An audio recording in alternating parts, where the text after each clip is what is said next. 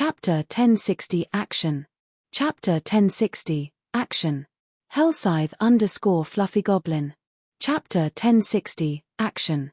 Shifeng's expression darkened upon hearing Aqua Rose's report. The guild transfer scrolls can't be used. Shifeng pondered the situation. Could they have used a sealing magic array? The various large guilds had commonly used sealing magic arrays to raid towns and cities in the past. However, such magic arrays were extremely rare. Generally, players only had a chance of coming across one in level 60 and above secret locations.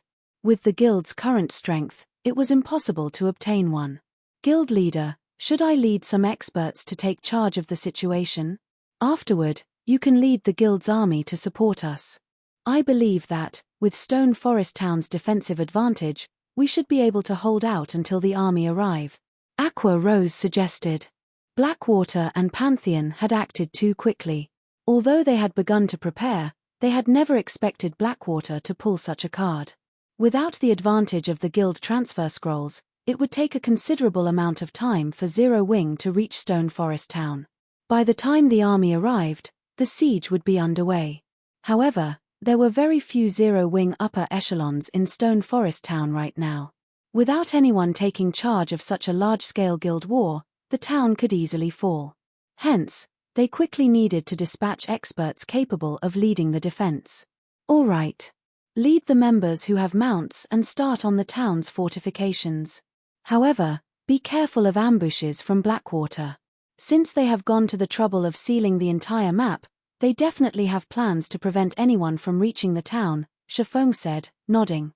Currently, mounts were still far from being common in God's domain. Even in super guilds, only very few experts had obtained a mount.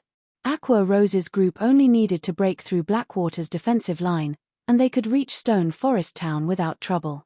Players without mounts had no hope of catching up to them at all.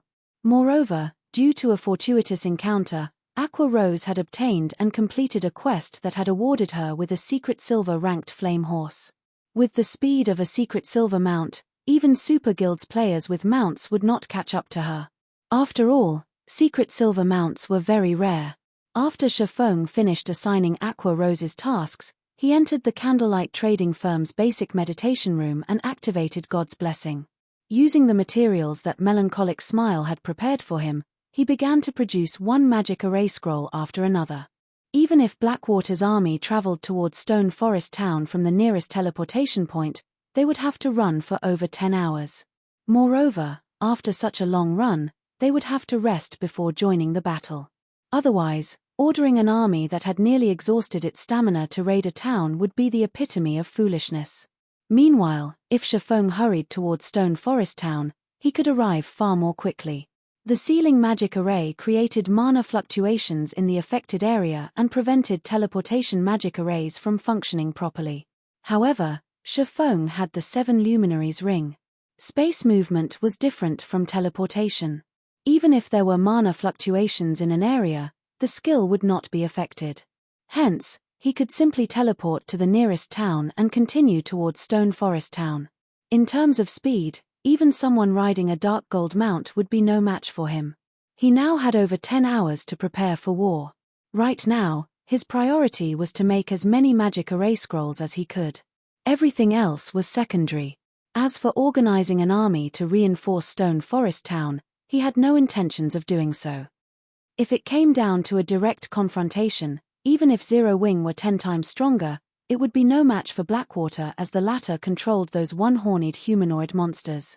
Sending players against those monsters was the equivalent of sending them to their graves. Furthermore, how could Zero Wing outmatch Pantheon's expert count? Zero Wing's only hope relied on magic array scrolls and the town's defenses. Shortly after Blackwater sealed off the map surrounding the Stoneclaw Mountains, many players noticed the scent of gunpowder in the air. As Blackwater and Heaven's Burial's elite armies began pouring into the town nearest to Stone Forest Town, the various large guilds around Starmoon Kingdom realized that Blackwater intended to steal Stone Forest Town. Meanwhile, a commotion shook Starmoon Kingdom's official forums. What? They're starting to fight already? I wonder who will win this war. Do you even need to ask? It will definitely be Blackwater. Didn't you see how many players the guild has gathered? Moreover, I heard that even Pantheon is getting involved. How could Stone Forest Town be that easy to raid? Don't forget that Zero Wing has stationed many NPC guards in Stone Forest Town. In addition, the town has the normal guards that belong to the guild's members as well as the defensive turrets. Even if Blackwater has the advantage in numbers, it will still be very difficult to capture Stone Forest Town. Moreover, Zero Wing has the home ground advantage. Even after its members die, they can resurrect in the town. Blackwater's members, however, will have to travel for over 10 hours to return to the battlefield. You're right. For a time, Starmoon Kingdom's forums were cluttered with conversations about the guild war. Many players had even eagerly rushed towards Stone Forest Town after receiving news, wishing to witness this war with their own eyes.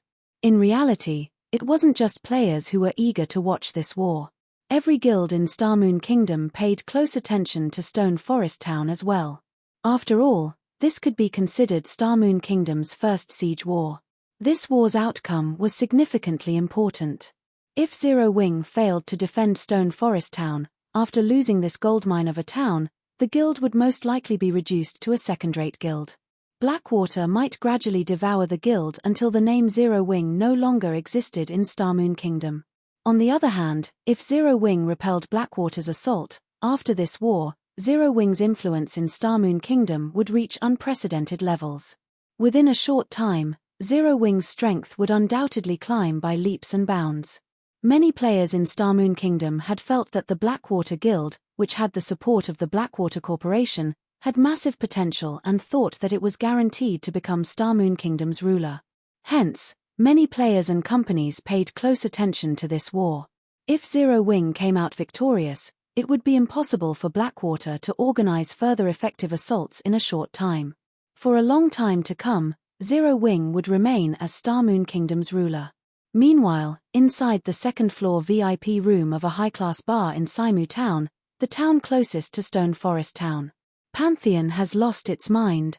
It would have been fine if it had just dispatched its core legions to deal with Zero Wing, yet it dispatched one of its 4 trump-card legions, the Red Jade Legion, as well. It seems that Zero Wing has seriously offended Pantheon this time. Yuan Taishan lightly clicked his tongue as he looked out the window at the 1,000-man legion marching through the street. Every member of this 1,000-man legion was level 40 or above. Moreover, they all wore exquisite, white robes with an embroidered, blood-red eagle.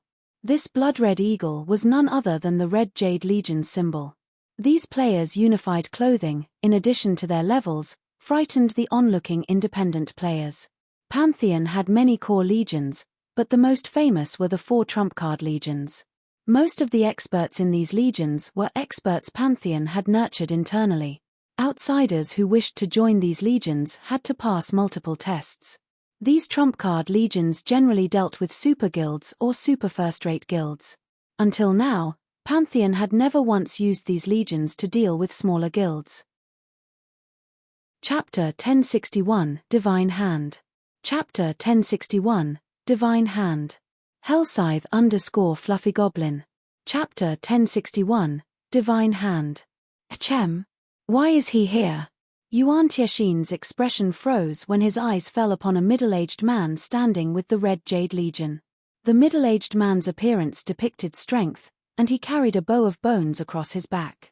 Noticing Yuan Tiashin's suddenly stern expression, Purple Jade immediately followed his gaze from her seat beside him. However, she did not discover anything unusual. Yuan Taishan didn't seem to be looking at anyone noteworthy. Suddenly, as if she had thought of something, Purple Jade asked, "Uncle Yuan, could there be someone from the Dark Blade among those people?" Even a super guild like Pantheon had its secrets. Hence, the guild had established a secret department called the Dark Blade. The Dark Blade specialized in tasks that others who walked in the light didn't want, such as assassinations and banditry. This department's members would also assassinate other guilds' upper echelons, disguising the deed as another guild's work and causing strife between other guilds for their profit. However, these tasks were secondary. The Dark Blade's true purpose was to assassinate enemy commanders during guild wars. To achieve this, when Pantheon nurtured these players, the selection of skills, weapons, equipment, tools, and attribute allocation were specially catered towards killing individual players. Although this was an extreme method of combat, it was suitable to deal with players who sought balance. In a one-on-one battle where both sides had equal combat standards and similar quality of weapons and equipment, the Dark Blades members could trample such players. Of course, with such an extreme combat method, the members of the Dark Blade fared poorly against monsters in the field or a dungeon. This, in turn, greatly impacted their leveling speed. Hence, they needed other players to power level them. That's right. I'm familiar with the man wielding the massive bone bow. He is the vice commander of Darkblade, Divine Hand 9 kills, Yuan Taishan said, rage filling his gaze as he watched the distant, bow-carrying player. The bow-carrying man's name was 9 kills, while Divine Hand was a title he had been given by others in the industry. In a past large-scale virtual reality game, due to 9 kills successfully assassinating the secret pavilion's third vice guild leader at the time, the pavilion had lost a major war against Pantheon. Yuan Taishan had been one of the guards protecting the third vice guild leader. In the end, however, 9 kills had pulled off the assassination attempt. Due to that loss, the secret pavilion had been forced to withdraw from that virtual reality game. That incident had become one of Yuan Taishan's lifelong embarrassments, and he had hungered for revenge. However, the trail of Pantheon's Dark Blade members was too difficult to track. Yuan Taishan had not expected to encounter the man here. Although 9 kills had modified his appearance somewhat, Yuan Taishan recognized him. So, he is the rumored Divine Hand. Purple Jade carefully observed 9 kills as well. However, no matter how much she watched 9 kills, she could not sense anything special from the man. He looked like any other expert in the Red Jade Legion. Since 9 kills is making a move, the other members of the Dark Blade should be hidden among the Legion as well. Zero Wing has no chance of victory, Yuan Taishan said, sighing. Setting aside the army of high-intelligence monsters, just the presence of Dark Blade could ruin Stone Forest Town. If the town didn't have any commanders, it would be a piece of cake for Blackwater to raid the town. Although he believed that Shifeng was quite strong, the Dark Blade's members, who had undergone special training to kill other players, were no trifling opponents. The secret pavilion's vice guild leaders were not just figureheads. Without sufficient strength and talent, it was impossible to achieve this position, not to mention becoming the third vice guild leader. Yet, even with 3 guards by his side, the third vice guild leader had been killed.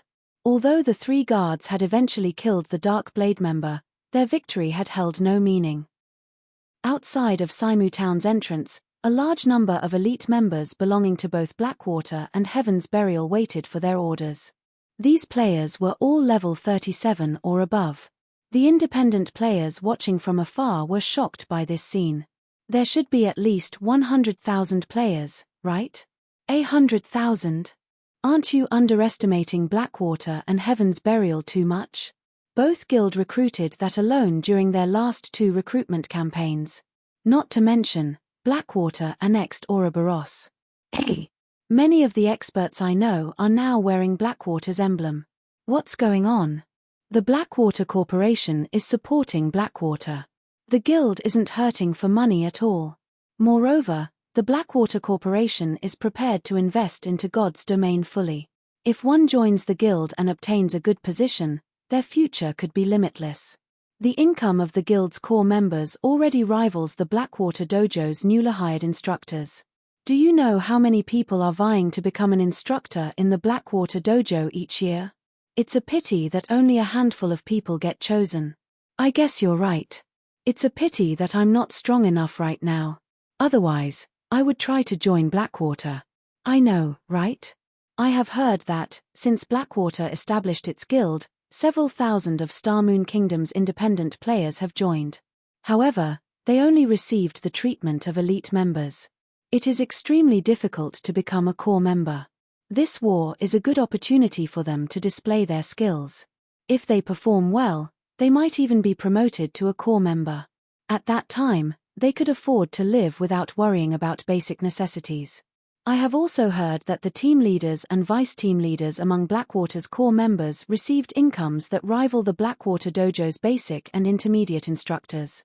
If one manages to reach those positions, they wouldn't have to worry about money for the rest of their lives. Just as the players in Saimu Town discussed the current atmosphere, a row of players atop high-ranking mounts began to lead the elite army towards Stone Forest Town. Even the most inferior among these mounts was bronze rank, while the two people in the lead rode mysterious iron mounts. Miss Muyun, I have truly underestimated your Blackwater Guild. I had never thought that you would dispatch so many elite members. I believe that even Zero Wing will be surprised, Singular Burial, who rode a black cheetah, commented, laughing. Previously, Singular Burial had thought that Blackwater could dispatch at most 100,000 elite members. After all, the guild still faced many management issues after annexing Ouroboros. The guild still needed some elite members to maintain order in the towns and cities it ruled over. However, contrary to expectations, Blackwater had dispatched 200,000 elite members. It was very hard to imagine that Blackwater already possessed such strength, despite establishing only a short time ago. In terms of the number of elite members, even the Star Alliance was no match for Blackwater. Blackwater also had plenty of experts. If the guild were already this strong after recently joining God's Domain, it was hard to imagine how powerful it would become in the future. Whether Zero Wing is shocked or not is no concern to Blackwater. In any case, ours won't be the main force raiding the town. We are simply here to pick up the pieces, Qin Muyun said indifferently. If Zero Wing uses everything it has against us, excellent. As for hindering Zero Wing's reinforcements, I'll leave that to Guild Leader Burial. Please, rest assured. Heaven's Burial will prevent Zero Wing's army from setting foot in Stone Forest Town, Heaven's Burial confidently declared. Although Blackwater had dispatched an army of elite members, Heaven's Burial had dispatched quite a few of its own. With a total of 120,000 elite members in addition to their terrain advantage, the town would have new owners before Zero Wing's army reached it. After that, Heaven's Burial simply needed to work with Blackwater to encircle and annihilate Zero Wing's army.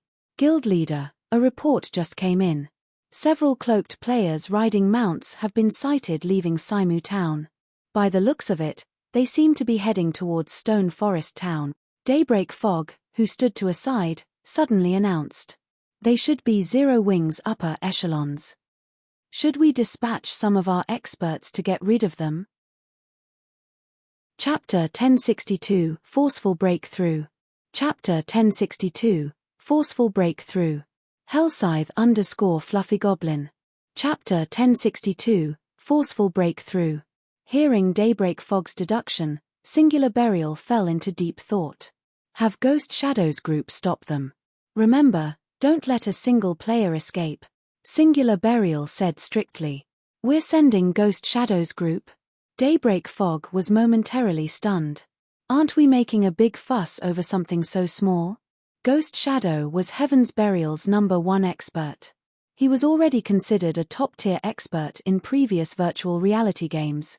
Now, during his time in God's Domain, he had come across a fortuitous encounter which allowed his techniques and strength to undergo a qualitative change.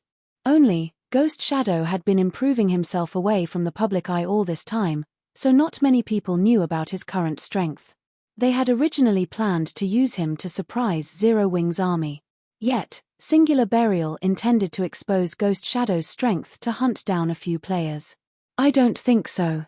Even now, Zero Wing has yet to arrange an army to head over to Stone Forest Town. Instead, they are sending a few experts with mounts over first. The only reason they would do so is most likely because there are no good commanders in Stone Forest Town right now. Among the Zero Wing members heading towards Stone Forest Town, a commander is likely among them. I believe that Ghost Shadow will be very interested in them. He might even come across Zero Wing's #1 assassin, Fire Dance, Singular Burial explained. Of course, this was only a guess. However, to make their raid on Stone Forest Town easier, he would rather mistakenly kill 1,000 players than let one escape. I'll head over as well, then. Daybreak Fog could not help her growing interest. It was a popular belief that Star Moon Kingdom's strongest female experts were in Zero Wing. Meanwhile, Aqua Rose was the most famous female player in Zero Wing. This was because she had once been an honorary elder of the first-rate guild Twilight Echo. Following Aqua Rose was Fire Dance, who had displayed frightening strength in several past battles. However, Daybreak Fog did not agree with this sentiment. Without having fought each other, how could she know which among them was the strongest? If she came across either one of these women, she would initiate a proper fight. They dare to rush at us with so few people. They aren't taking Heaven's Burial seriously. A strong, muscular level 40 assassin wearing a black mask scowled, sneering at the 5 players rushing towards him from a distance. Leader, you must leave one for me. I want to show these people that the real experts aren't in Zero Wing. They are in Heaven's Burial's Ghost Shadow Legion. Although Heaven's Burial was an upstart guild, it possessed an extraordinary background. Otherwise, Blackwater would not have bothered to cooperate with the guild. Meanwhile, in Heaven's Burial, the Ghost Shadow Legion consisted of experts from many well-known workshops. Only, this matter was never made public. The Ghost Shadow Legion's members leveled up and trained in secret. The guild had even invited some of the virtual gaming world's apex experts to spar and train them. In the real world, the Legion's members specifically gathered in a training complex, which Heaven's Burial used to nurture its experts. There, members of the Legion sparred with other members and underwent all sorts of vigorous training methods each day. It felt like a living hell. Correspondingly, however, their strength had undergone earth-shattering changes. As for the experts who had made a name for themselves in Star Moon Kingdom, they paid no attention to these people whatsoever. After all, even the best among those experts was only strong enough to reach the 6th floor of the Divine Colosseum's Trial Tower. On the other hand, even the weakest members of the Ghost Shadow Legion were 6th floor experts, with many of them having reached the 7th floor. As for the Legion's commander, Ghost Shadow, he had reached the late stage of the 8th floor. He had long since surpassed the record Zero Wing's members had set. Only, he had kept his record hidden all this time. Sure. You'll deal with the magical classes. However, if there is a female assassin among them, leave her to me. Ghost Shadow laughed. In reality, he didn't care about the several Zero Wing members heading towards him. If not for Daybreak Fog stating that Fire Dance might be among these players, he would not have bothered coming. During the rank competition between guilds in the Trial Tower, Fire Dance had humiliated him. He had been a top-tier expert in the virtual gaming world for many years, yet this little girl had defeated him. After that incident, he had vowed that he would, sooner or later, pay back the humiliation he had suffered. After a fortuitous encounter, not only had his combat standards improved greatly, but he also no-wielded epic-ranked weapons. This was why he was so confident of defeating Fire Dance. He had walked the line between life and death to complete that quest. He had even sacrificed the lives of thousands of the guild's elite members. In his current state, he would even dare to challenge Zero Wing's guild leader, Black Flame. Big Sis Aqua, I used eagle eyes and discovered a team of 100 players hiding along the sides of the forest path ahead. Should we circle around them? Minor Wind asked. Heaven's Burial's army was positioned all over the place. The guild had sealed off practically all of the official paths leading from Saimu Town to Stone Forest Town. However, as the map was quite massive, it was impossible for Heaven's Burial's elite army to be everywhere. As long as they moved through the forest, their party could avoid detection. The only problem was that they could attract monsters' attention. If that happened, they would have to waste a lot of time. However, fighting Heaven's Burial's members would similarly put them in a bind. We don't have that much time. Moreover, they don't have a large group. We'll force our way through. Aqua Rose decided. Oh yeah. I was waiting for you to say that. Minor Wind said, grinning. Minor Wind rendered the other 3 party members speechless. It was obvious that Minor Wind had purposefully asked that question. The Ranger clearly wanted to test out the advanced mana armor kits he had recently equipped. 3 advanced mana armor kits provided an increase of roughly 10% to one's basic attributes. To players with excellent equipment like themselves, that was the equivalent of an additional piece of level 40 dark gold equipment. Ready the magic array. Ghost Shadow commanded upon seeing Aqua Rose's party of 5 approach. Once they are within 50 yards, activate it. Don't let even any of them get away. Leader, rest assured, The magic array has an effective radius of 100 yards. As long as we activate it in time, they'll have no hope of escape, a level 40 elementalist said confidently. When Aqua Rose's group was within 50 yards of Ghost Shadow's team, the latter activated their magic array. Suddenly, a red magic barrier that was 30 yards tall and covered a radius of 100 yards appeared in the forest. When active, the 6-star crimson array would lock an area within a barrier. It was a basic magic array meant for ambushing enemies. The only way to break free was to attack the barrier and deplete the caster's mana. Charge! Ghost Shadow shouted in the team chat. Following which, he activated his stealth skill and made his way to his targets. Immediately, the Shield Warriors and Guardian Knights hidden on either side of the small road took the lead and charged at the enemy's mounts, hoping to knock Aqua Rose and her teammates down. Meanwhile, the ranged classes hidden a distance away began to launch one attack after another. Chapter 1063, The Power of 5. Chapter 1063, The Power of 5. Hellscythe_Vampire Cat. Chapter 1063, The Power of 5. The Rangers, Elementalists, Cursemancers, and Summoners hiding in the forest numbered several dozens. The spells and arrows they shot out formed a wall that drove towards Aqua Rose's party, leaving the 5 with no space to dodge at all. Boom! Boom! Boom! As a series of explosions rang out, dust and dirt went flying into the air. Everyone from the Ghost Shadow Legion felt a strong gust of wind blowing in their faces. It's over. Daybreak Fog quietly looked at the dust cloud before her in doubt. Did I guess wrong, and these people aren't Zero Wings upper echelon at all? Although their frontal attack had been overwhelming, expert players could simply avoid them altogether rather than receive the attacks directly. After all, ranged attacks were not instantaneous. There was a small time lag between the launching and landing of the spell. Moreover, there was also the system-provided ballistic prediction lines. So they're just a bunch of trash. It seems Zero Wings experts only amount to that much after all. When the Ghost Shadow Legion members saw the rising dust cloud, smug smiles appeared on their faces. However, as the dust cloud dissipated, the faces of those who were still feeling proud of themselves immediately darkened. After the dust settled, what appeared was a large crater in the ground. However, this crater was actually in the shape of a semicircle. At the flat end of this semicircle, as if an invisible wall stood before Aqua Rose's party, no damage had reached Aqua Rose and the others at all. They actually blocked all those attacks. Daybreak Fog's eyes turned serious as she took in this unbelievable sight. With a closer look, she could faintly make out a translucent barrier erected before Aqua Rose's party. A moment later, this barrier shattered like glass, its fragments scattering to the ground before vanishing out of existence. Violet, this absolute barrier of yours really is strong. It actually managed to block off all those attacks. With this, we'll have to rely on you to block the ultimate moves of bosses in the future, Minor Wind said, chuckling. My absolute barrier is only a tier 1 skill. It can block tier 2 skills at most. Right now, it is only useful in fights against other players, Violet Cloud said, shaking her head. Although Violet Cloud had said so, this feat had still dealt an enormous blow to the Ghost Shadow Legion's mental state.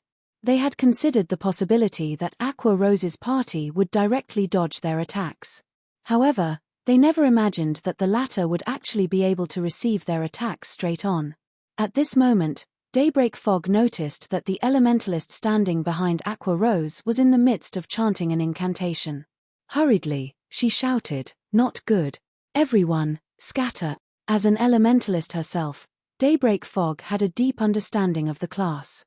Even without the spell's magic array taking form, she could tell what kind of spell it was just through the amount of mana the incantation was gathering. Even if it was a spell she was not familiar with, she could still judge the power of the spell. Meanwhile, Daybreak Fog's senses were currently telling her that the elementalist standing behind Aqua Rose was casting a large-scale destruction spell, and that it was already too late for them to interrupt the spell. Hearing Daybreak Fog's reminder, everyone in the Ghost Shadow Legion immediately broke into a sprint. At this time, the alarm bells in their minds were also going off, warning them that they would die if they did not flee. Don't you think it's a little too late to run now? The elementalist behind Aqua Rose giggled softly before pointing a finger to the sky. A blue streak of lightning promptly shot towards the clouds. Following which, a gigantic twofold magic array appeared in the sky, covering a 100-yard diameter. In the next moment, the blue magic array shot out a blue pillar of light that directly bombarded the rear line of the Ghost Shadow Legion. Then, the light pillar began expanding in size and devouring the escaping players one after another. Damn it! It's too fast. Although Daybreak Fog had used Blink to get away, she still could not escape the expanding light pillar. In the end, she had no choice but to use Ice Barrier, becoming immune to all damage. However, her body also couldn't move as a result. As the light pillar faded, it left a plot of scorched earth in its wake. Black smoke wafted up from the blackened ground. This scene stupefied the Ghost Shadow Legion members standing at the front lines. This scorched landscape was simply too terrifying. If not for them charging ahead, they would have already turned into ash and dust by now. Isn't this a little too strong? Minor Wind fell breathless despite himself. Big Sis Aqua, just what kind of person is your friend? This was his first time seeing a large-scale destruction spell that could expand to cover such a large area so quickly. Just this single attack had annihilated over half of the 100-man team before them. Ha! Aqua Rose looked over her shoulder to give Alluring Smile a glance. Chuckling, she said, "She's just a battle maniac." Upon hearing this, Alluring Summer could not help but stretch out her hand and pinch Aqua Rose's waist. Not only had her friend forcefully dragged her all the way out here, but she also actually called her a battle maniac. All right, enough. We don't have much time to waste here. Let's hurry up and move. Aqua Rose said hurriedly as she tugged on her mount's reins. At this moment, the members of the Ghost Shadow Legion were already frightened stiff by Alluring Smile's attack. Although they had seen videos showing large-scale destruction spells in use, experiencing one in person was something else altogether. When they felt the might of the large-scale destruction spell, a feeling of helplessness overwhelmed their bodies. Everyone, get a grip. Large-scale destruction spells are extremely rare. They can't possibly have another one. Even if they do, as long as we close in on them, they won't be able to use it. Daybreak Fog shouted as soon as her ice barrier ended. Although Aqua Rose's party had caught them off guard, their advantage remained unchanged. Moreover, now, she was even more certain that someone of Zero Wing's upper echelon was definitely among the party of 5. Otherwise, it would simply have been impossible for them to use a large-scale destruction spell. As long as they managed to hold back these 5 players, they would have a much easier time conquering Stone Forest Town later on. At Daybreak Fog's words, everyone from the Ghost Shadow Legion immediately snapped out of their daze. The melee players standing at the forefront started moving once more. Charge. Previously, it was a wall of spells and arrows that had assaulted Aqua Rose's party. Now, it was a wall of players. With shields defending them from attacks and the healers in the rear line providing them with heals and protection buffs, even Minor Wind's arrows could do little against them. At this time, Shadow Sword, who was in front of Aqua Rose, took the initiative, saying, "Let me." Shadow Sword unslung the blood-red great sword hanging on his back. This great sword was the new weapon Shadow Sword had obtained after saving up guild contribution points every way he could. He had even traded in his previous weapon for this great sword. Meanwhile, this great sword was none other than the holy weapon Shifeng had obtained from killing the demonic ape king, Crimson Moon. Currently, Shadow Sword had already upgraded Crimson Moon to fine gold rank. As a result, his level had dropped to just barely over level 40. If he were to upgrade the weapon to dark gold rank, his level would fall below level 35. He dares to come at us all by himself. Let's surround him and beat him to death. Seeing Shadow Sword charging towards them, the melee players of the Ghost Shadow Legion immediately sprang into action. As for the bronze warhorse Shadow Sword was riding, they paid no attention to it whatsoever.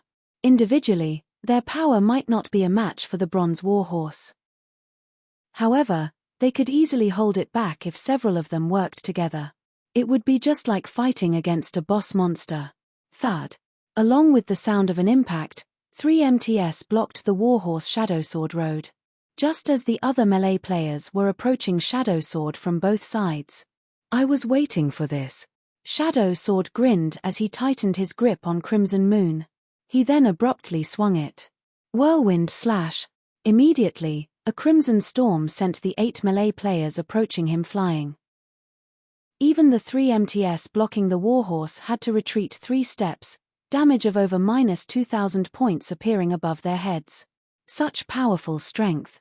Daybreak Fog was stunned. The members of the Ghost Shadow Legion were not your ordinary expert. Whether it was in terms of combat standards or weapons and equipment, they were top-notch. Yet, now, Shadow Sword actually beat these powerful experts and sent them flying by as if they were common monsters. However, the Ghost Shadow Legion members were all experts. After their first assault got repelled, they coordinated their movements even more closely with each other for their second assault. Moreover, with Shadow Sword's whirlwind slash on cooldown, how was the Berserker going to defend against an attack coming from all sides? Scram! Seeing his enemies crowding around him once more, Shadow Sword brandished Crimson Moon again.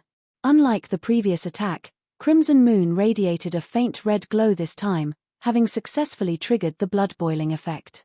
At Feingold rank, the blood boiling effect increased Shadow Sword's strength by an additional 1,000 points for 12 seconds. With Shadow Sword's current strength, even a High Lord of the same level would be no match for him. This time, although Shadow Sword could not attack using Whirlwind Slash, he could use the active skill that came with the Tier 1 set equipment for Berserkers, Bladestorm. In the next moment, a red storm raged. All players within a 15-yard radius got blown into the air, invisible wind blades cutting their bodies time after time. In the end, these players transformed into streaks of white light and disappeared one after another. Then, weapons and equipment rained down on the ground. Chapter 1064, The Few Cannot Fight the Many. Chapter 1064, The Few Cannot Fight the Many.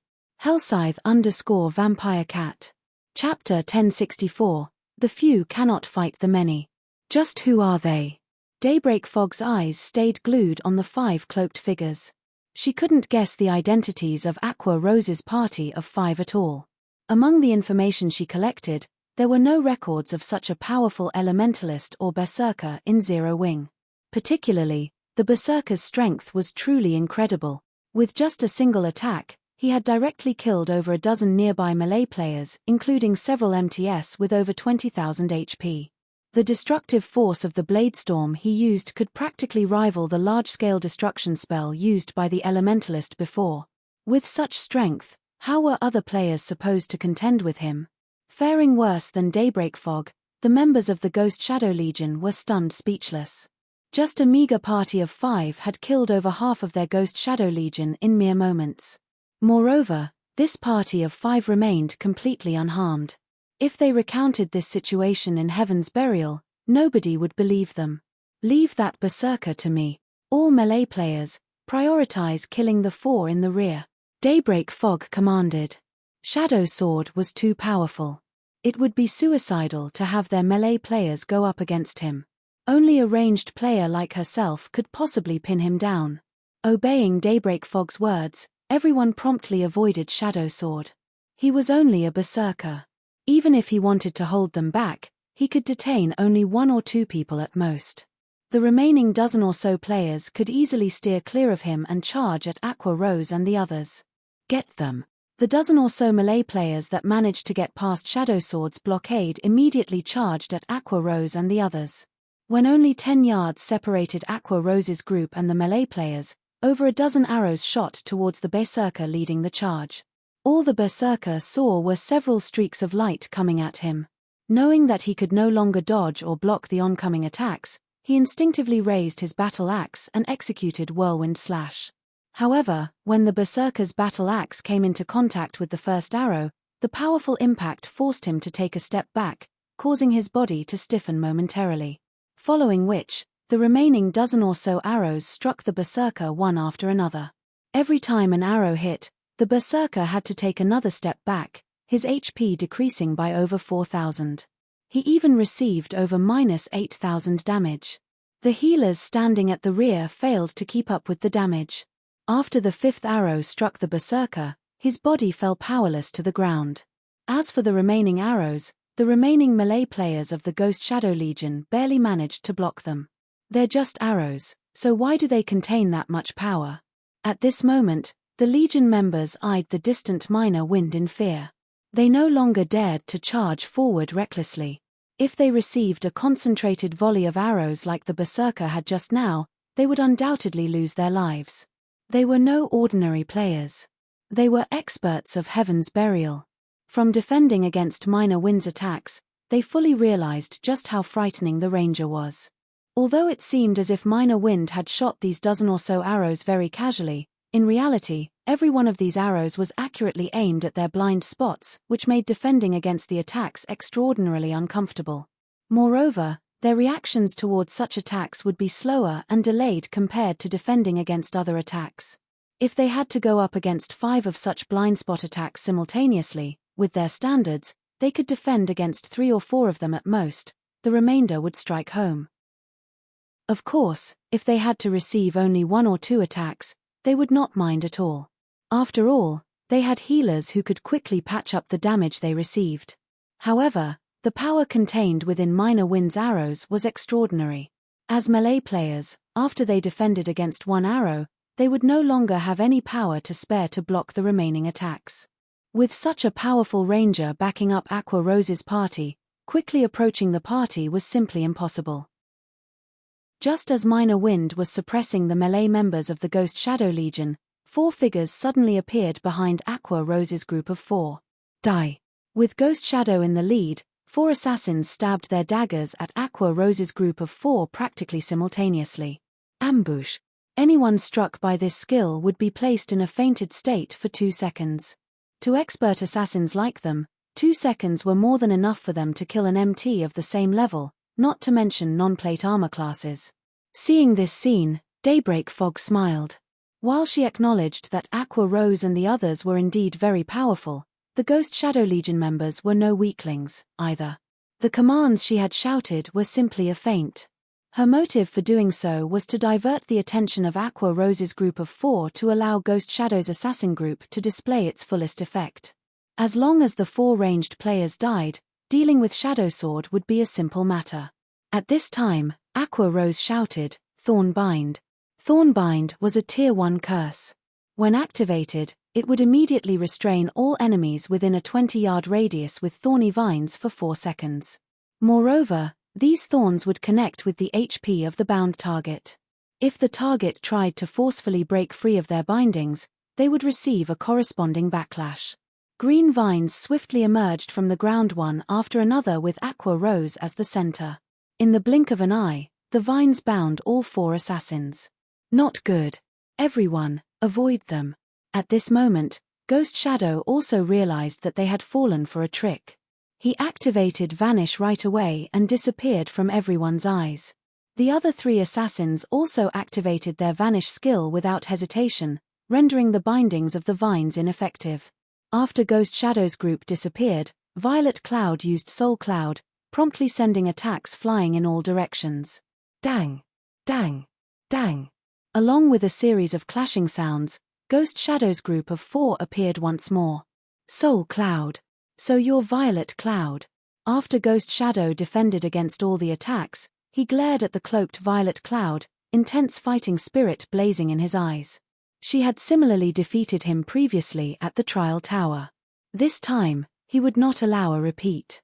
However, immediately after Violet Cloud's attack, Alluring Summer used Flame Barrage and attacked the 4 assassins from their blind spots. As if the 3 women were of one mind, their coordination was seamless. Ghost Shadow managed to use his daggers to block the oncoming fireballs, but the other 3 assassins failed to do so, opening a gap in their defense.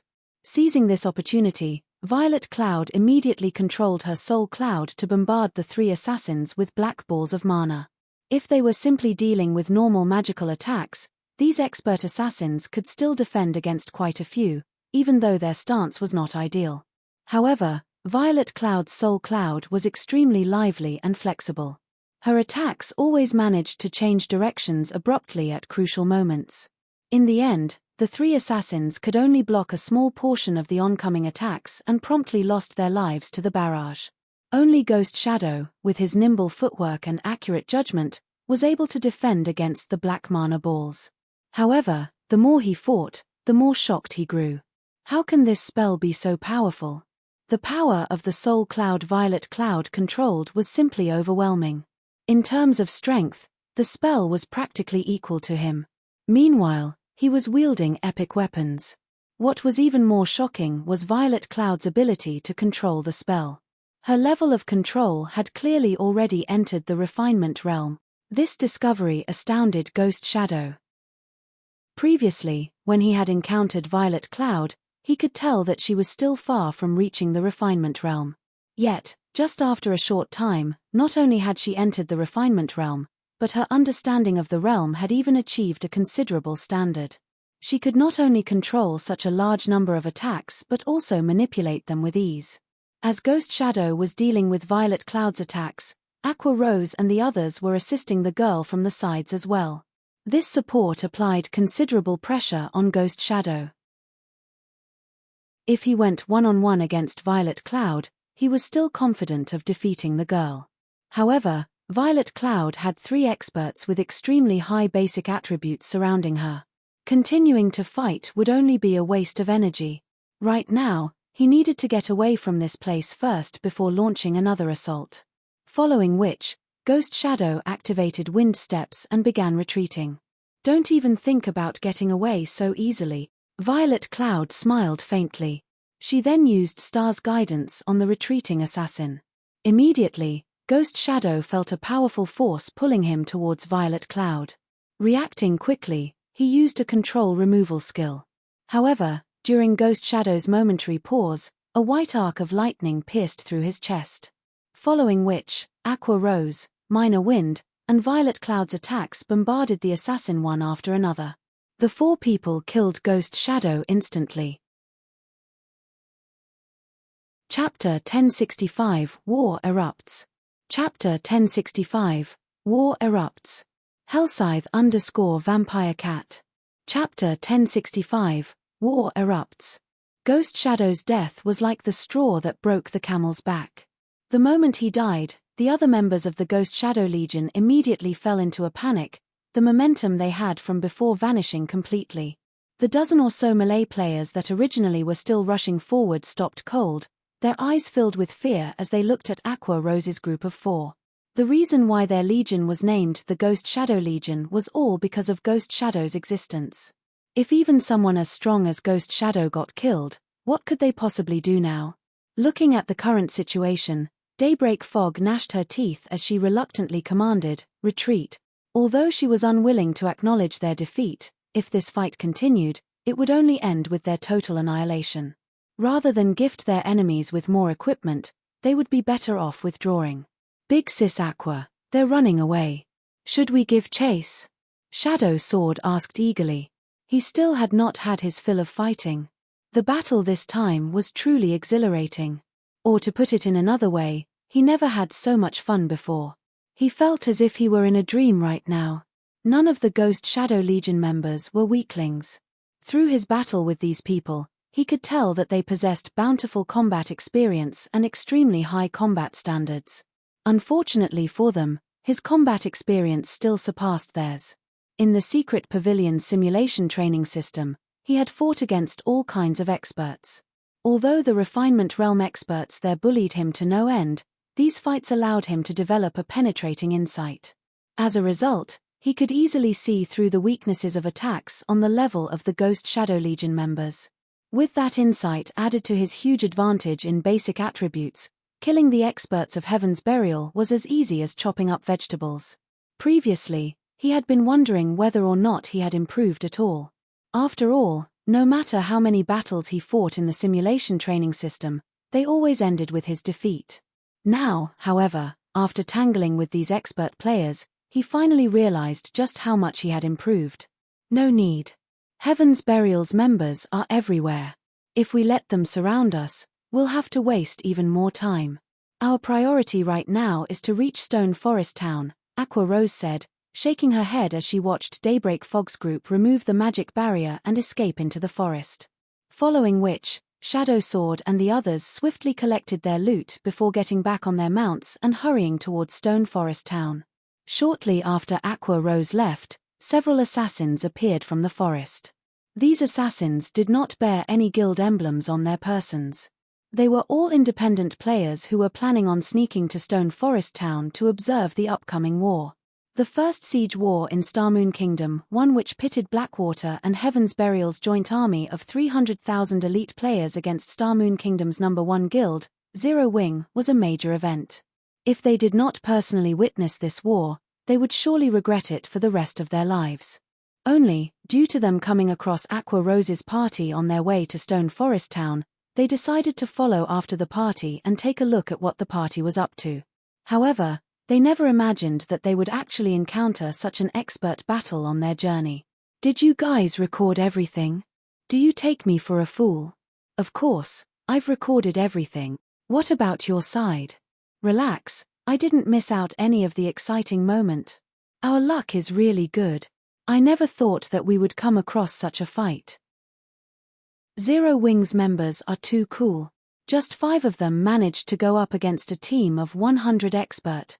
I really wonder, just how strong are those 5 people? If I can become as strong as any one of them, I wouldn't have wasted my time playing God's Domain. Alright, enough dreaming. Let's hurry up and post these videos on the forums. This message will definitely shock everyone, following which, these several assassins posted their recorded videos on Starmoon Kingdom's official forums. Moreover, they even gave their post a very eye-catching title. 5 Zero Wing experts shockingly massacre Heaven's Burial's 100-man expert team. Published along with this post were several video clips showing the fight between Zero Wing and the Ghost Shadow Legion from several different angles, the videos thoroughly reproducing the entire battle from before. As soon as the post was published, it immediately created a commotion in Starmoon Kingdom. Nobody would have ever thought that a measly 5 people would be able to turn the tables on an encirclement of 100 experts. Moreover, they had even done so in such an overwhelming manner. Whether it was the weapons, equipment, skills, or coordination of these 5 Zero Wing members, all were aspects that inspired everyone's admiration. Particularly, alluring Summer's large-scale destruction spell made the blood of all the viewers boil with passion. In addition, there was Shadow Sword with his horrific strength. The fight was truly an unforgettable one. This is simply inhuman. Over half a team of 100 experts were killed just like that. Who in Starmoon Kingdom could possibly stop Zero Wing now? Hooray for Zero Wing! It seems Blackwater will have trouble taking down Stone Forest Town this time. Due to the appearance of these videos, many players who initially did not have an optimistic view of Zero Wing's prospects were stupefied. Meanwhile, the various large guilds that were happily and eagerly anticipating Zero Wing's fall could not help but start re-evaluating Zero Wing's strength now. However, the ones most affected by these videos would still have to be Zero Wing's members. Previously, they all thought that Stone Forest Town was finished. However, after seeing at the performance of Aqua Rose's party of 5, they finally understood the views that their guild leader, Black Flame, advocated. Quality was much more important than quantity. Due to this reason, Zero Wing had always walked the path of the elite. Zero Wing might not be a match for Blackwater and Heaven's Burial in terms of member count, but in terms of player quality, Zero Wing was definitely superior. Was it amazing to have a lot of people? Zero Wing only needed 5 people to trample over 100 expert. While everyone was discussing this topic on the forums, Singular Burial had an extraordinarily chilling expression on his face. Kill them. I want them all killed. Notify the teams in hiding. Think of a way to stop them. Once their whereabouts are discovered, gather at their location right away, Singular Burial commanded angrily. Originally, he had dispatched the Ghost Shadow Legion and Daybreak Fog precisely because he was worried that the regular experts couldn't take down Zero Wing's members.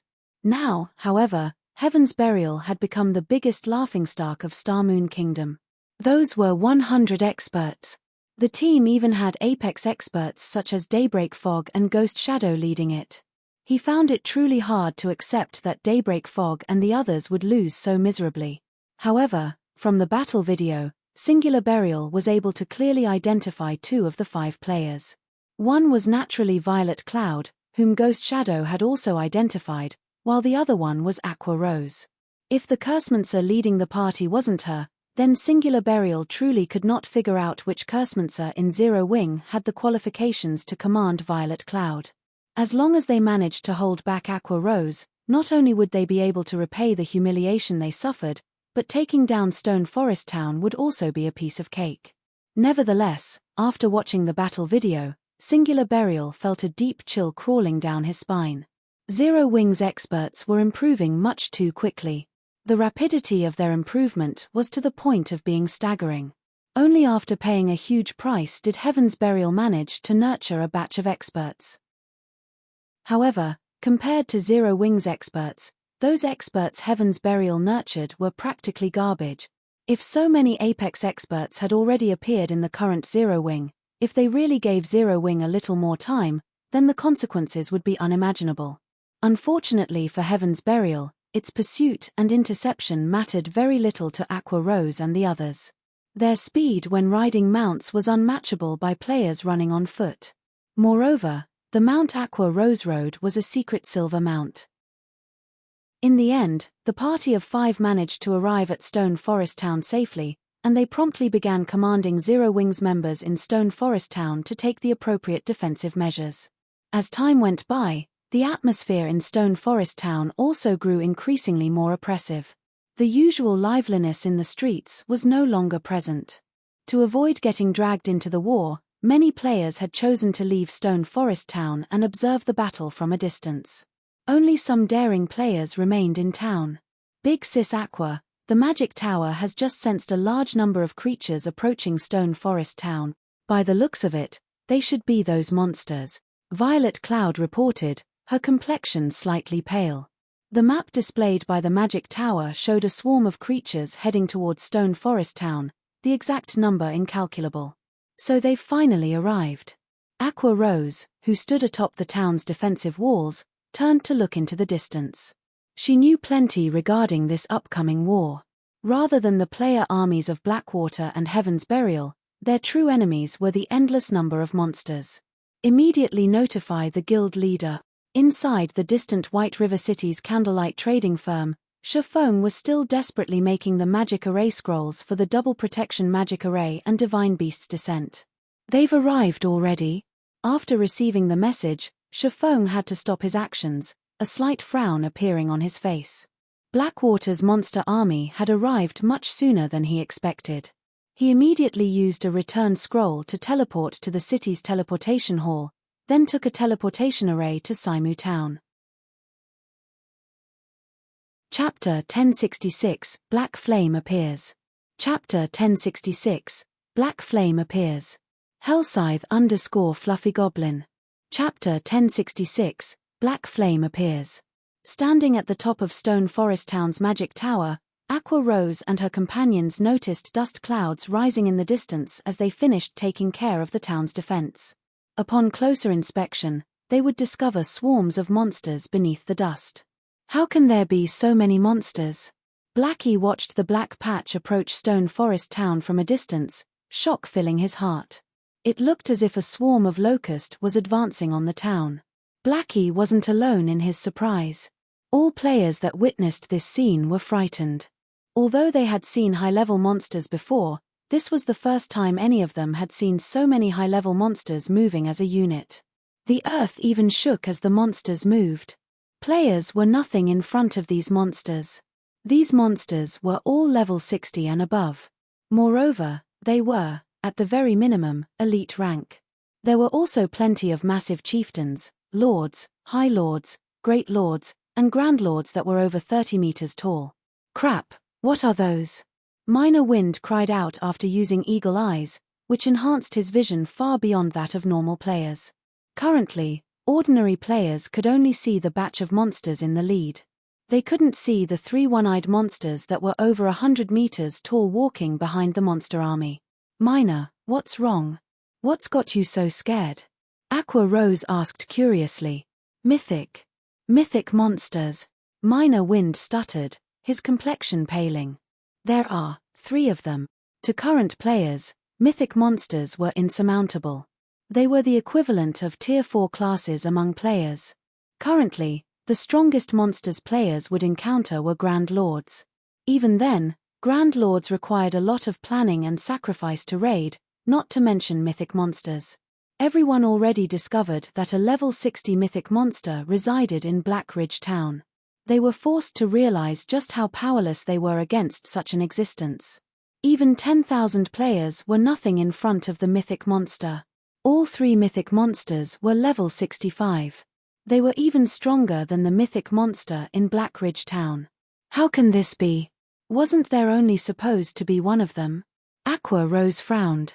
To ensure their victory against Blackwater's mythic monster, she had used her connections to obtain 5 Tier 3 summoning scrolls. She had even negotiated with the secret pavilion and traded a large amount of Tier 3 gemstones for 3 Tier 3 summoning scrolls. With 8 Tier 3 summoning scrolls, they should be able to pin down a mythic monster. Yet, now, there were 3 of them.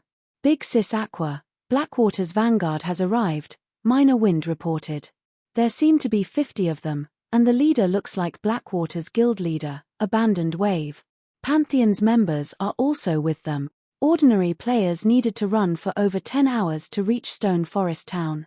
However, players could reach the town in around 4 hours on mounts.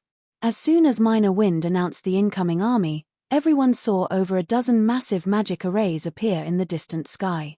As these massive magic arrays began to gather a frightening amount of mana, monsters that were around 20 to 30 meters tall emerged from these magic arrays. Why do they have so many Tier 3 summoning scrolls? Blackie could not help but panic. Zero Wing had only obtained 8 of such scrolls after much difficulty, yet Blackwater had easily prepared a total of 17 Tier 3 summoning scrolls. Moreover, unlike the monsters in the monster army, players controlled these summoned creatures. The threat they posed to Stone Forest Town far surpassed that of an ordinary Great Lord. Standing atop a hill some distance away from Stone Forest Town, Abandoned Wave and Peerless, the commander of Pantheon's various legions for this war, laughed as they watched the monster army before them. Against so many monsters, even an NPC city would fall. I want to see how Zero Wing deals with this. Abandoned Wave revealed a confident smile. Brother Wave, you are too excited. How can an NPC city possibly be that easy to raid? Just the level 200, Tier 4 NPC stationed in the city could easily obliterate us several times, Peerless said, rolling his eyes at Abandoned Wave. However, he had to admit that the monsters Abandoned Wave had called forth were incredibly powerful. With current players' strength, it was impossible to defend against these monsters. I was only joking, Abandoned Wave laughed. However, even now, Black Flame hasn't shown himself. I'm guessing that Zero Wing has already given up on Stone Forest Town. That shouldn't be the case. Stone Forest Town is Zero Wing's gold mine. Unless absolutely necessary, they won't abandon it, Peerless said sternly. Let's hope that's the case, then. That way, I'll get to use some of the trump cards I worked hard to prepare, Abandoned Wave casually replied. To assure his victory in Stone Forest Town, he had planned very carefully. No matter how Zero Wing struggled, Stone Forest Town would eventually belong to Blackwater. Starmoon City Region, Saimu Town. Inside the second-floor VIP room of a high-class bar. 20 people had gathered inside this room. These people were all level 40 or higher. Moreover, they were all assassins. As for Fire Dance, this group's leader, she was level 44. Guild leader, you really don't need us to go over and help? Fire Dance worriedly asked as she watched the cloaked Shifeng enter the room. She already understood the gist of the situation due to Aqua Rose. To put it simply, Stone Forest Town's situation was grim. Over 200,000 monsters surrounded Stone Forest Town. Moreover, the lowest-leveled monster among them was level 60. There were even plenty of chieftains, lords, and great lords in the mix as well. The measly 20,000-plus elite Zero Wing members, NPC soldiers, and guards stationed in Stone Forest Town were not enough to deter this army. These monsters acted under the command of a player. To better capture Stone Forest Town, the player controlling these monsters would be close to the battlefield. If their team of assassins could eliminate that player, the monster army would fall into disarray. This would make it easier for Zero Wing's members to defend the town. No. I have another task I need you all to do, Shifeng said, shaking his head. He then took out 10 silver magic scrolls and dozens of Tier 2 magic scrolls, handing them over to Fire Dance. The silver magic scrolls are probing scrolls. They can sense all monsters within a 3,000-yard radius. Your task is to find the anchor points for the magic array sealing the Stoneclaw Mountains. These anchor points are easy to find.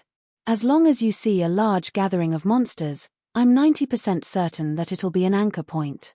However, Blackwater's people are not fools. They will have heavy security there. It is also very difficult to destroy those anchor points. When destroying them, use these Tier 2 magic scrolls. Once the seal lifts, our people can teleport to Stone Forest Town in droves. After issuing his instructions, Shifeng used space movement to reach Stone Forest Town. Shifeng's sudden appearance immediately attracted everyone's attention in the town. Shifeng had already used the demon mask to disguise himself as Black Flame. Even if people tried not to pay attention to him, the horrific aura he radiated made it difficult to ignore him. That is the guild leader, Black Flame? Alluring Summer could not help but size up Shifeng in surprise. Not only was the man level 44, but just by standing there, his aura resembled that of a prehistoric beast. Despite such a huge distance separating them, alarms sounding off in her mind, warning her of her imminent demise. He has arrived. Abandoned Wave quickly received news of this matter. Sneering, he said, "So what?" As Shifeng reached the top of the magic tower, he placed his hand on the massive crystal ball. Activate battle mode. Chapter 1067, Cutting Edge. Chapter 1067, Cutting Edge. Hellscythe _Fluffy Goblin. Chapter 1067, Cutting Edge. The instant Shifeng activated the magic tower, an aqua-blue magic array appeared above the tower. A semi-transparent, protective barrier then appeared around Stone Forest Town, enclosing it within. What's going on? What is that? Despite standing so far from Stone Forest Town, both Abandoned Wave and Peerless could clearly feel the sudden change. If the town had previously been a harmless, sleeping sheep, then now, the town felt like a waking beast. Guild leader, our spies have just reported that all of Zero Wing members within the town have received a 15% boost to their basic attributes. The damage they deal has also been increased by 20%, and their movement speed has increased by 15%. Laughing Drunkard, who stood beside Abandoned Wave, announced. How can there be such a huge increase? Peerless frowned when he heard the news. It seems that it'll take some more time to finish them off. After reaching their level, even a 5% attribute increase would massively increase a player's strength, not to mention a 15% increase. Moreover, there was the 20% increase in damage dealt and 15% increase to movement speed. Such improvements were enough to raise the standards of elite players to a whole new level. After factoring in the coordination between players, the rise in the combat power of Zero Wings members would be even more intense. The sudden development doubled the difficulty of raiding Stone Forest Town. So, that's why Zero Wing hasn't sent for reinforcements. They still have such a hand to play. Unfortunately, monsters are their opponents this time, not players. This small buff would only make a difference if they had to face other players. Abandoned Wave chuckled. Although the sudden development had surprised him considerably, the situation was still within his control. In any case, this is a good opportunity to show Black Flame that all of his efforts are futile. That's right. They have only gained an additional buff. Against so many powerful monsters, one meager buff would not change the overall situation. Peerless nodded in agreement. Chuckling, he continued, I'll have to count on Brother Wave for the next step. Leave it to me. You can just sit back and watch the show. Abandoned Wave then gave the command to start the assault on Stone Forest Town. He ordered the monsters to attack the town from all sides. When players raided a town, in order to minimize losses, they would generally launch a powerful assault on a single location. However, these players were not concerned about the monsters' deaths. Hence, they could launch an all-around assault without worry, making Stone Forest Town even harder to defend. As the monster army began to circle the town, the Zero Wing members inside the town grew nervous. The monsters assaulting the town were different from the monsters they normally fought in the fields. These monsters possessed considerably high intelligence, and even elite players of the same level might not necessarily win against the elite monsters in a one-on-one battle. Furthermore, they were dozens of levels lower than these monsters and were outnumbered by 10 to 1. Although the magic tower had significantly boosted their attributes, when compared to the monsters' attributes, this increase was not worth mentioning. Guild leader, can we win? Even Aqua Rose's confidence wavered. It would have been fine if their opponents were simply players. Now, however, seeing the black clumps of monsters come at them from all sides, even she felt somewhat nervous. Zero Wing was clearly understaffed. There were only around 20,000 elite members in Stone Forest Town right now. After splitting them up around the cardinal points, each side only had around 5,000 members protecting it. We can only try, Shifeng quietly responded. How is the construction of the magic towers coming along? The foundations have been completed. Only the core magic patterns need to be drawn, Aqua Rose reported. Good. Lead the Dark Gods Legion and deal with the Great Lord rank and above monsters first. Utilize all of the Tier 2 and Tier 3 summoning scrolls to pin down the mythic monsters. Have the town's firepower focus on the monsters below Great Lord rank.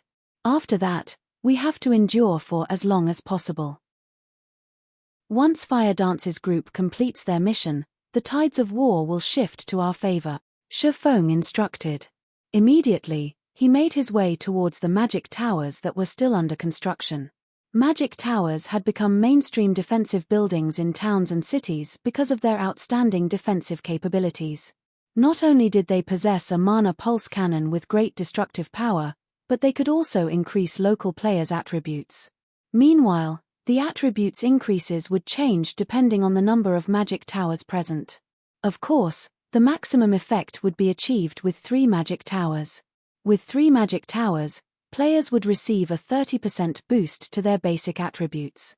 This was why the various large guilds in the past had actively constructed magic towers in the towns and cities they operated, going so far as to construct 3 magic towers in important towns and cities. As a precaution, Shifeng had tasked Aqua Rose with spending all of the money they had earned from selling the lands around the teleportation house to purchase the magic towers' construction materials. They then built 2 more towers in Stone Forest Town. With 3 magic towers defending the town, even against so many high-intelligence monsters, they were not without a chance of victory. As for the magic towers for Shifeng's future city, he had no choice but to think of another means of defense. After all, if he could not even protect Stone Forest Town, he could never defend a city. Charge! Under Abandoned Wave's command, the monster army roared angrily as they charged at Stone Forest Town. Is this Blackwater's strength?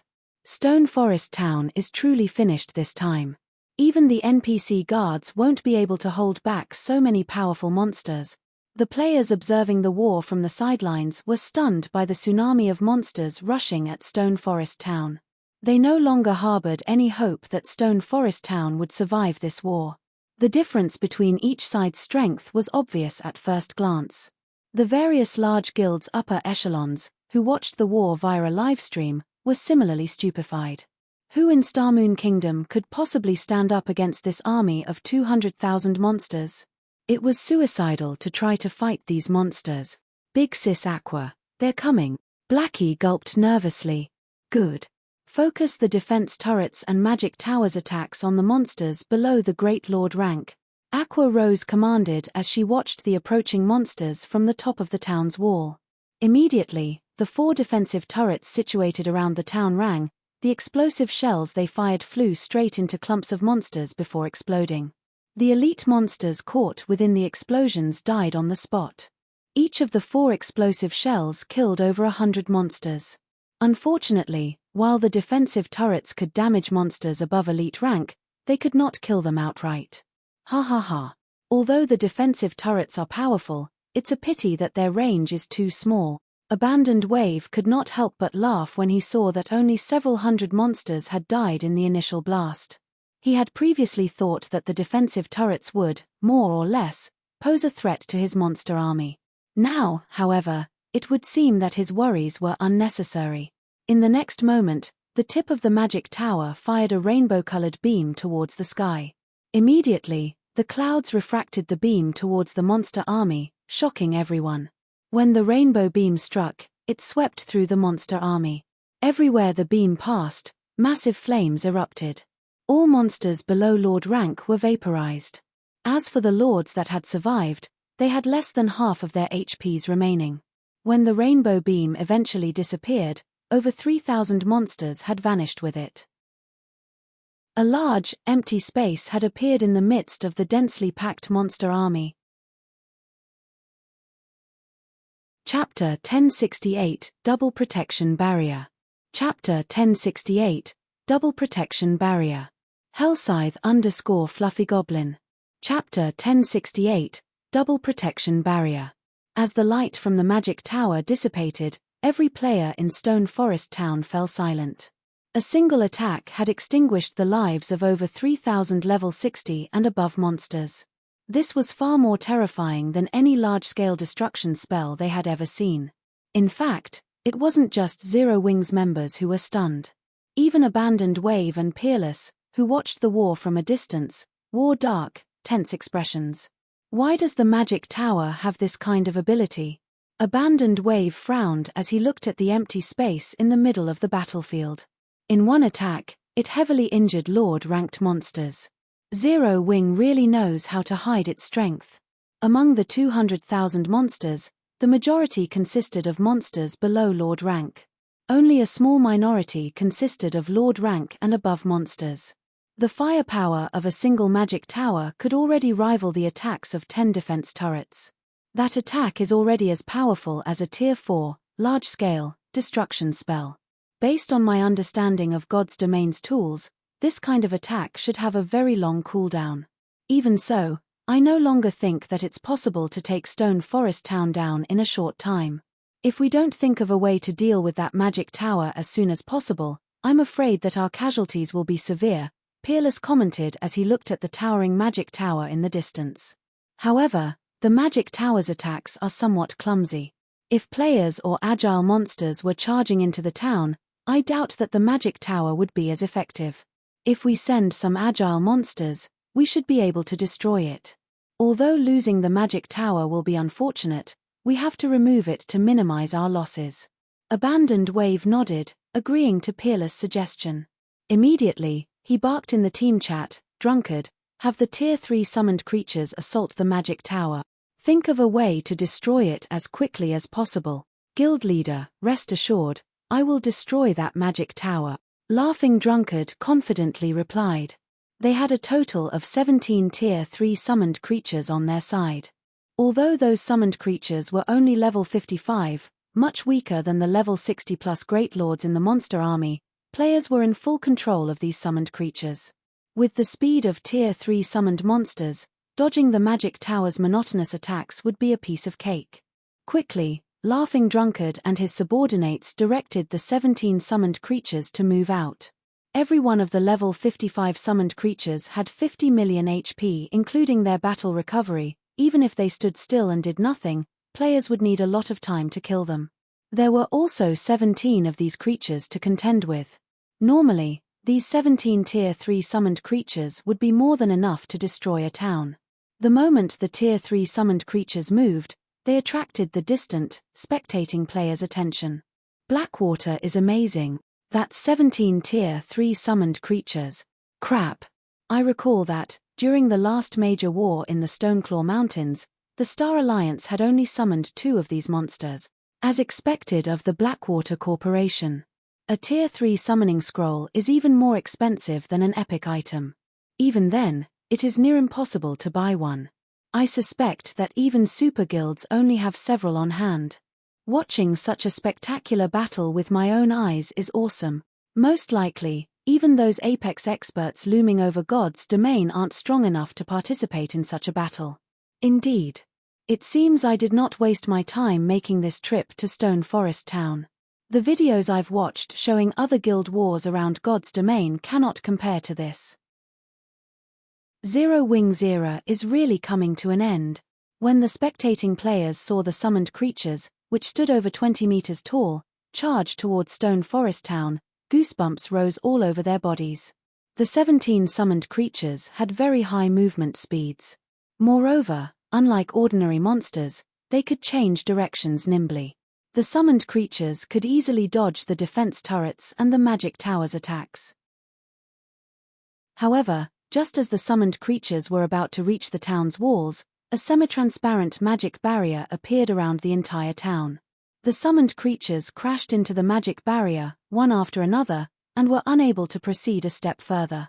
Guild leader's protection barrier is so strong, Blackie exclaimed, astonished.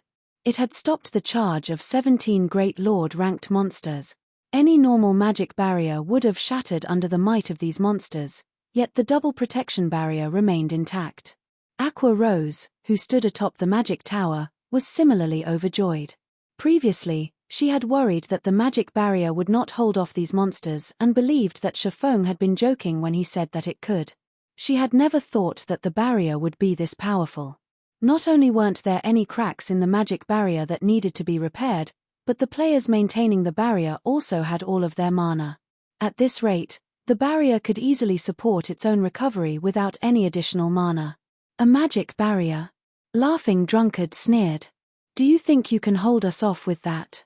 Following which, Laughing Drunkard's group controlled the summoned creatures to start a fierce assault against the semi-transparent magic barrier, ignoring the attacks Zero Wings elite members launched from within.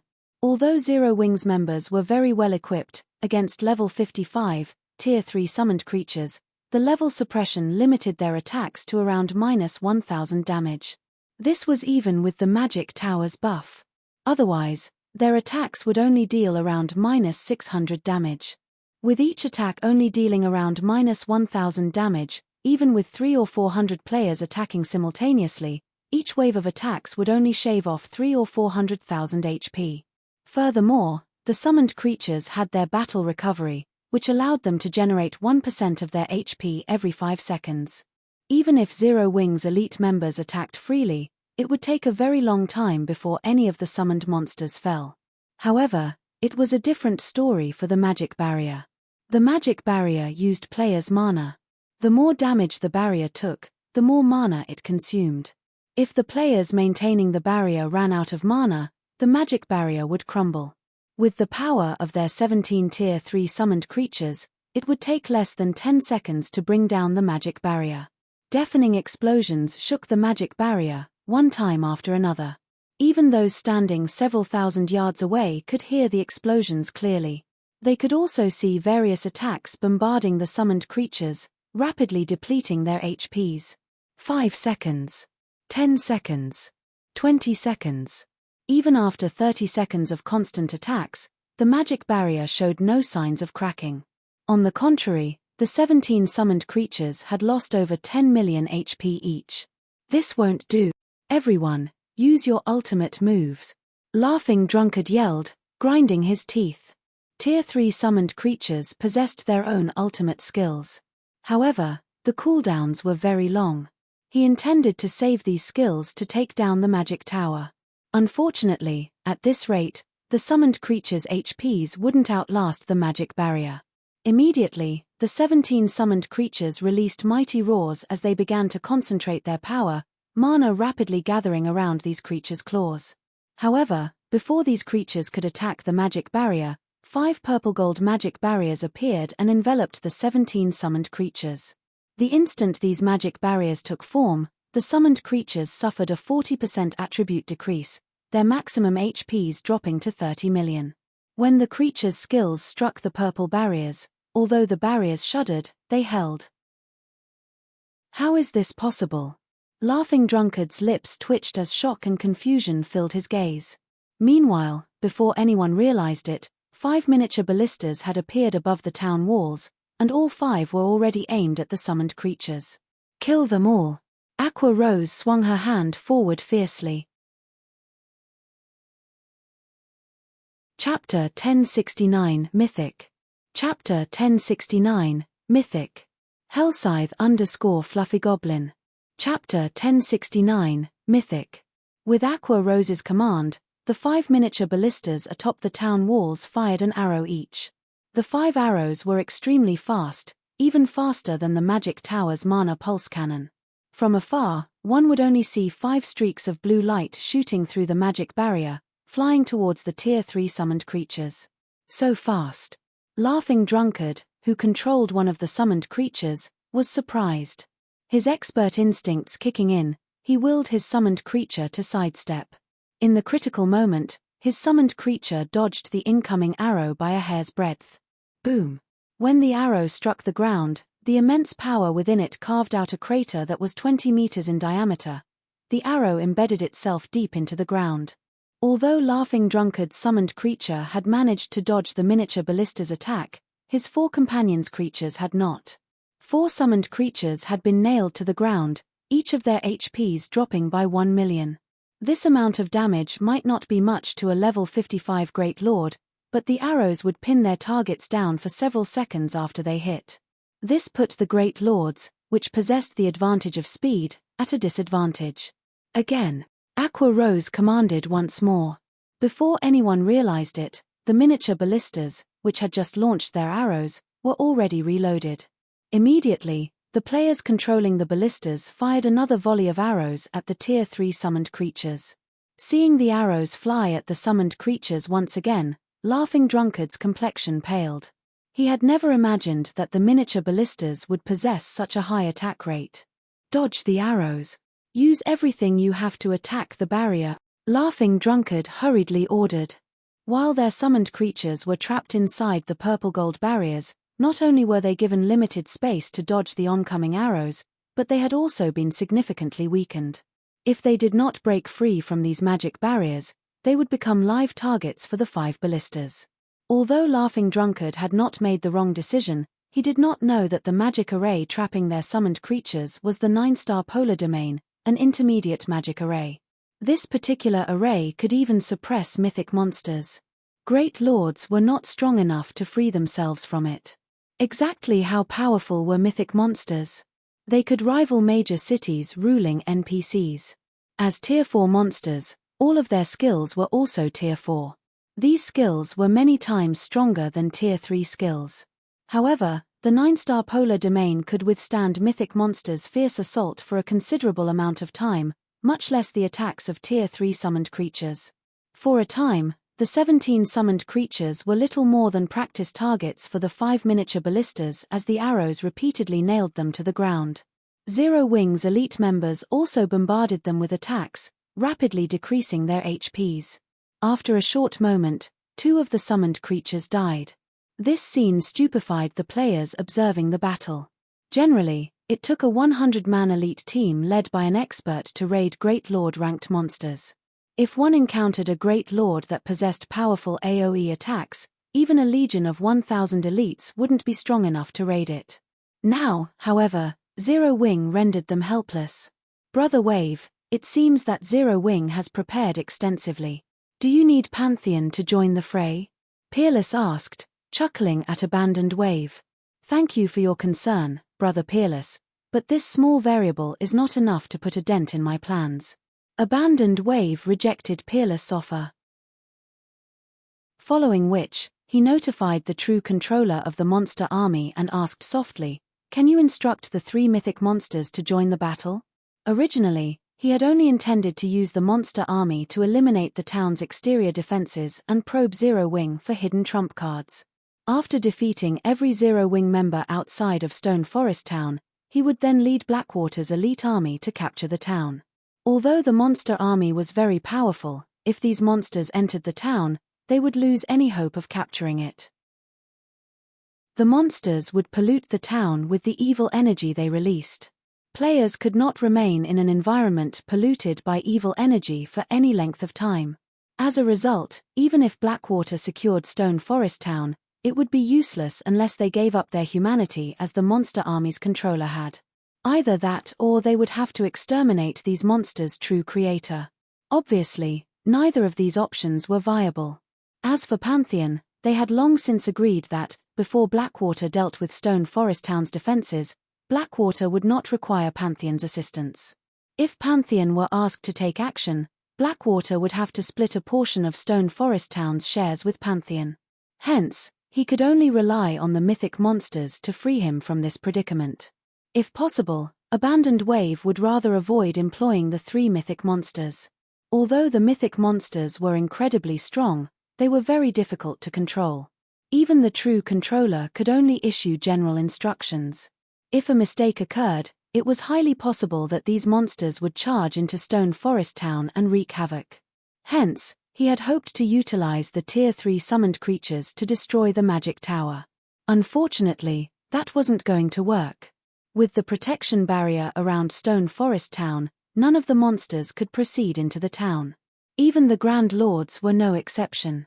With the defense turrets and magic towers' rampant attacks, the monster army suffered immense losses. If they did not break this stalemate, their Tier 3 summoned creatures would be annihilated. At that time, he would be forced to pay an even greater price to destroy the magic tower. There are no problems on my side. However, if I force them, these 3 mythic monsters won't be nearly as strong, the mysterious, bandaged youth explained. No problem. With the mythic monsters' strength, even if they are significantly weakened, they are still far stronger than Grand Lords. I refuse to believe that they can't shatter a magic barrier. Zero Wing's magic barrier frustrated Abandoned Wave. This protection barrier had transformed Stone Forest Town into a sturdy fortress. In addition, the magic tower was on the offensive. The strength Zero Wing had displayed so far exceeded his expectations. Roar. Soon after, deafening roars echoed across the battlefield from behind the monster army. These roars shook the ground, and everyone turned towards the source of the sound. 3 massive figures, standing over 100 meters tall, gradually appeared. The Grand Lords, which were over 30 meters tall, looked like infants before these 3 towering monsters. Evil Earth Dragon, Dark Creature, Mythic. Level 65. HP 150 150 000. Everyone gasped when they saw the Evil Earth Dragon's information, their eyes nearly falling from their sockets. Despite watching the monsters from afar, they involuntarily trembled, and fear filled their hearts. Guild Leader, Blackwater has dispatched its 3 mythic monsters. What should we do now? Aqua Rose asked nervously as she watched the approaching Evil Earth Dragons. Mythic monsters. To current players, they were invincible. Although the mythic monsters' HP was only slightly higher than Grand Lords, the difference between their strengths was like the difference between heaven and earth. Once monsters reached the mythic rank, they would unlock their domains. Inside the domain, not only would players' attributes be suppressed, but they would also be subjected to a powerful mental oppression. Even displaying 40% of their normal combat power would be a miracle. Moreover, players' stamina consumption would greatly increase. The battle in Black Ridge Town was the best example. The battle in Black Ridge Town had allowed everyone to realize just how frightening mythic monsters were. Even an army of tens of thousands of players would have to turn tail and run from a mythic monster. Chapter 1070 Incarnation of Disaster. Chapter 1070 Incarnation of Disaster. Hellscythe _ Fluffy Goblin. Chapter 1070 Incarnation of Disaster. Mythic Monsters. Shifeng, who was currently drawing the magic patterns for the magic tower, frowned upon hearing this. Although he had known that Blackwater had dispatched 3 mythic monsters, he hadn't expected the piling pressure he felt when it was time to face them. God's Domain's players had yet to truly understand mythic monsters. What they had seen in the battle in Black Ridge Town was only the tip of the iceberg. However, Shifeng had fought mythic monsters many times in the past. While mythic monsters' domains were indeed powerful, their high intelligence and combat standards were the true dangers. In God's Domain, aside from special cases, most monsters would only start developing high intelligence after reaching Tier 3. In other words, this was a concern after monsters became Great Lords. At that stage, monsters would be more difficult to deal with. They would often act in unexpected ways. Situations such as monsters ignoring MTS and going for the rear line healers occurred when one dealt with monsters at this rank. In these situations, the MTS combat experience would be put to the test. Not only must MTS attract the boss's aggro, but they must also hold the boss's attention. As for DPS classes, they had to do the opposite. When attacking, they had to make sure they attracted as little attention as possible.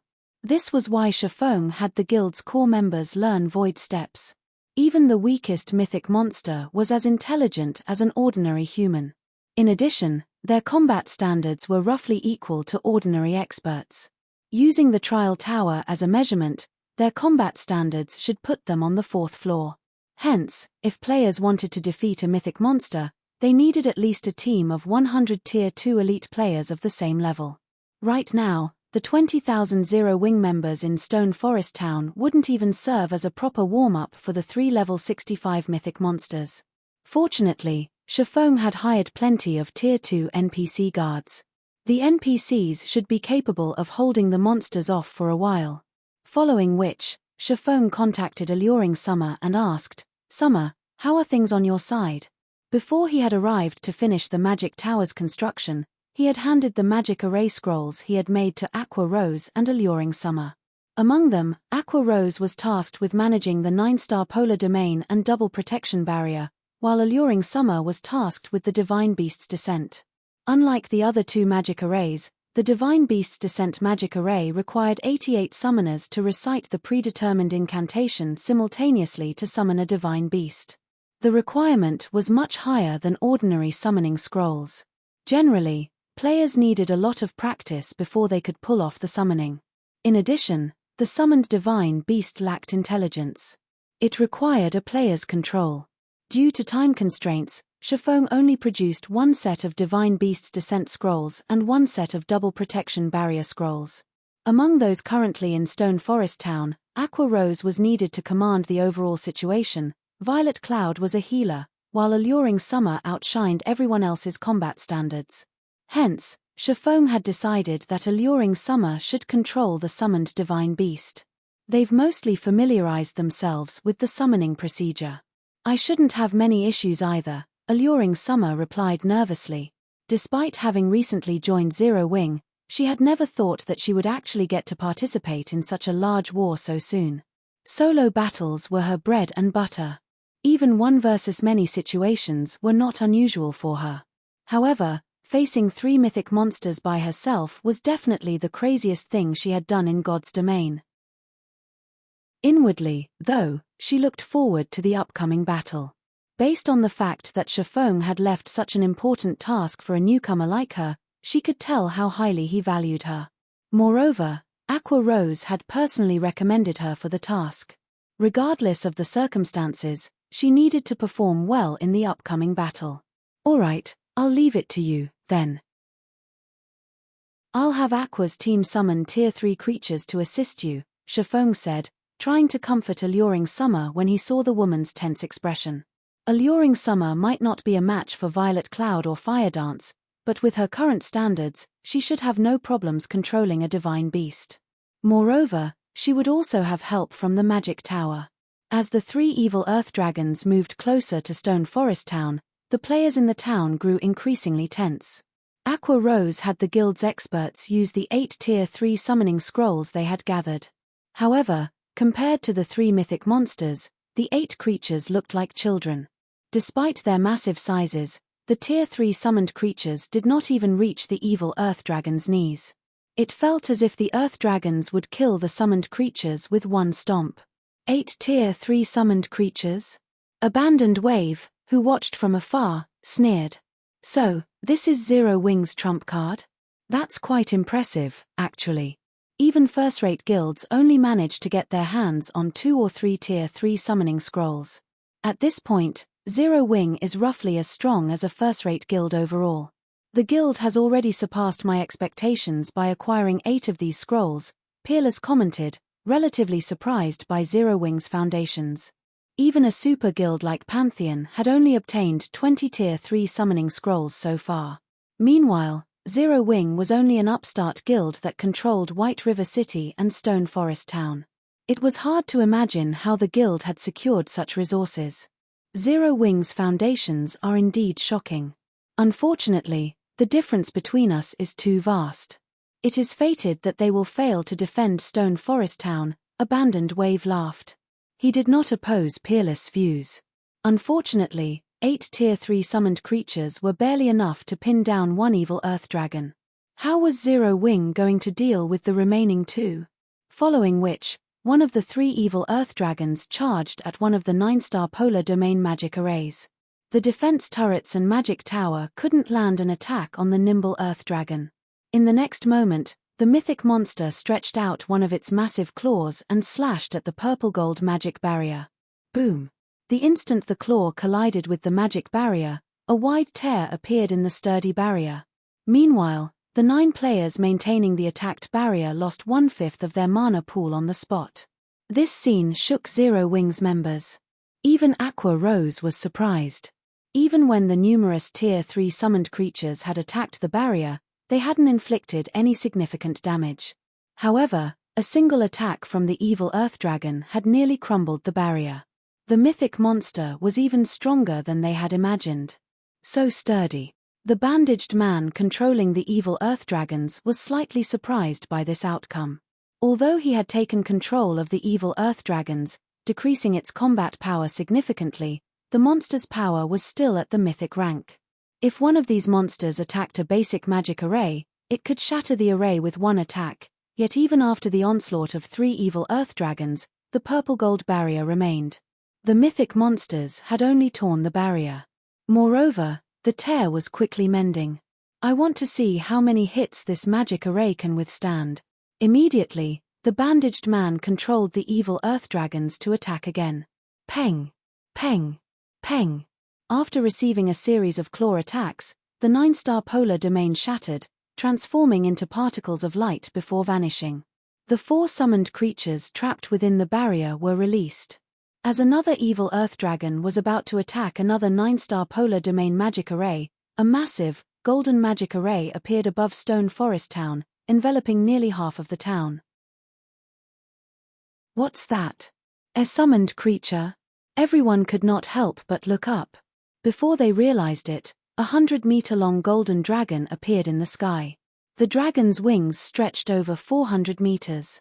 With a light flap, the golden dragon sent a windstorm through Stone Forest Town. The strong wind nearly threw the players in the town to the ground. A dragon? How is this possible? Isn't that a legendary creature? Why has a dragon appeared in Stone Forest Town? Everyone's jaws fell open when they saw the golden dragon. Dragons were considerably famous in God's domain. They were the image of power and destruction. Moreover, there were very few of them. When these creatures appeared, disaster followed. Chapter 1071 Mythic vs. Mythic.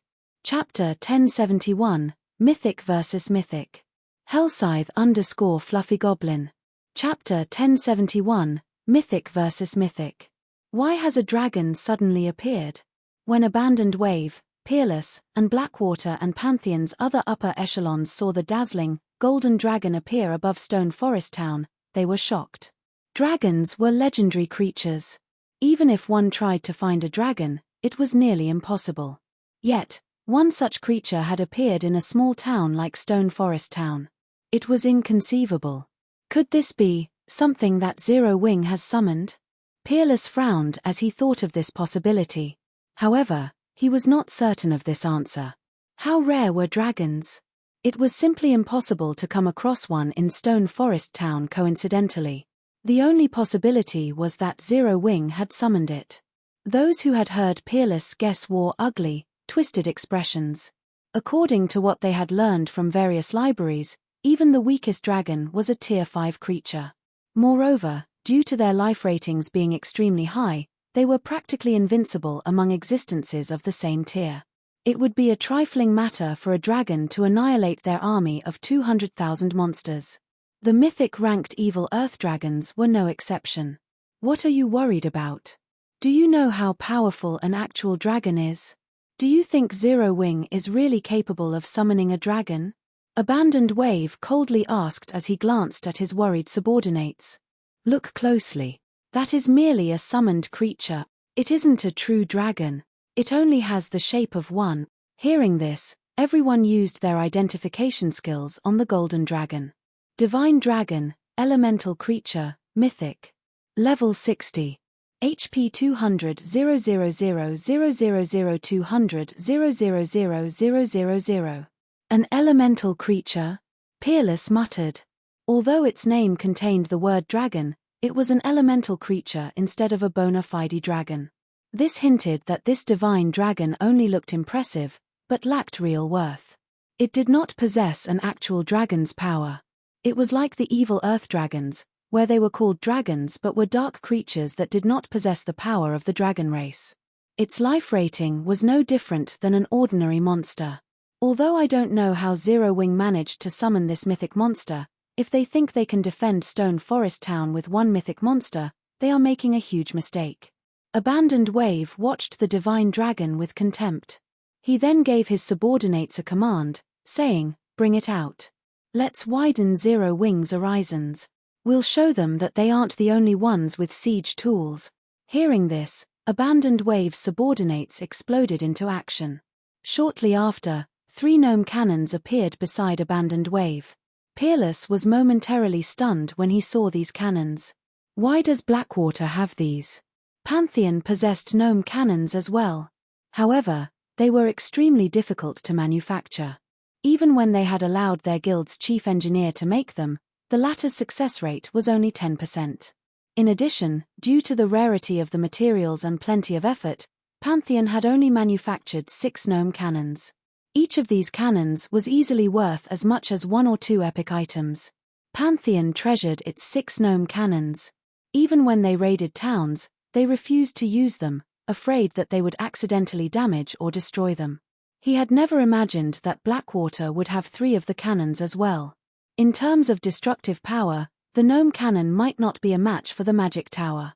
However, it could compare to the defense turret. Unfortunately, its firing rate was not as high as the defense turrets. However, its advantage lay in its maneuverability, unlike the defense turrets, which had fixed positions upon construction. Hence, they were considerably useful in a siege battle. The gnome cannon's passive skill, in particular, could deal double damage against constructions and magic barriers. Fire at will. I want to see how long their magic barriers can last. Abandoned Wave commanded. Originally, he had not wanted to expose the gnome cannons. However, after all was said and done, the divine dragon was a mythic monster. If the evil earth dragons were at their peak, they might be able to put up a fight against the divine dragon. Unfortunately, the monster's combat powers were weak right now. If he had only sent one evil earth dragon up against the divine dragon, the former would be overwhelmed. If that happened, the divine dragon would wreak havoc among the monster army. The losses they would suffer would be tremendous. Before this, he had signed a contract with the bandaged man, stating that he would compensate the latter for the monsters he lost. He could deal with the compensation for the monsters below Lord rank. However, if Lord or above monsters died, even he would feel a sting. For safety's sake, he needed 2 evil earth dragons to pin down the divine dragon. He would then have the last earth dragon attract the attention of Zero Wing's summoned creatures. This way, Zero Wing would have no way to prevent Blackwater's summoned creatures from rampaging inside Stone Forest Town. However, before they had the opportunity to use the gnome cannons, an explosion blasted above them. With a violent flap with its wings, the divine dragon appeared before the evil earth dragon that was about to attack the 9-star polar domain. It then whipped its tail at the evil earth dragon's pitch-black scales. Boom! The attack sent the massive evil earth dragon flying. Not only had it been thrown away from the 9-star polar domain, but its HP bar had also decreased by a visible chunk. The divine dragon's strength surpassed everyone's imaginations. The independent players watching the battle from a safe distance gaped in shock. Despite both being Tier 4 mythic monsters and the evil earth dragon being 5 levels higher than the divine dragon, the latter easily sent the former's titanic figure flying. However, the divine dragon's controller, Alluring Summer, was more surprised than anyone. Is this the power of a mythic monster? At this moment, Alluring Summer's body had merged with the divine dragon. One could say that the divine dragon and Alluring Summer were one right now. The power the divine dragon wielded was intoxicating. This was the first time Alluring Summer had experienced such destructive power. Even high and mighty Grand Lords were trifling existences in front of her. She felt like she could easily annihilate those Grand Lords with a single wave of her hand. Seeing this, the other two evil Earth Dragons brandished their claws against the Divine Dragon. One had to admit that the evil Earth Dragon's attacks were seasoned and accurate.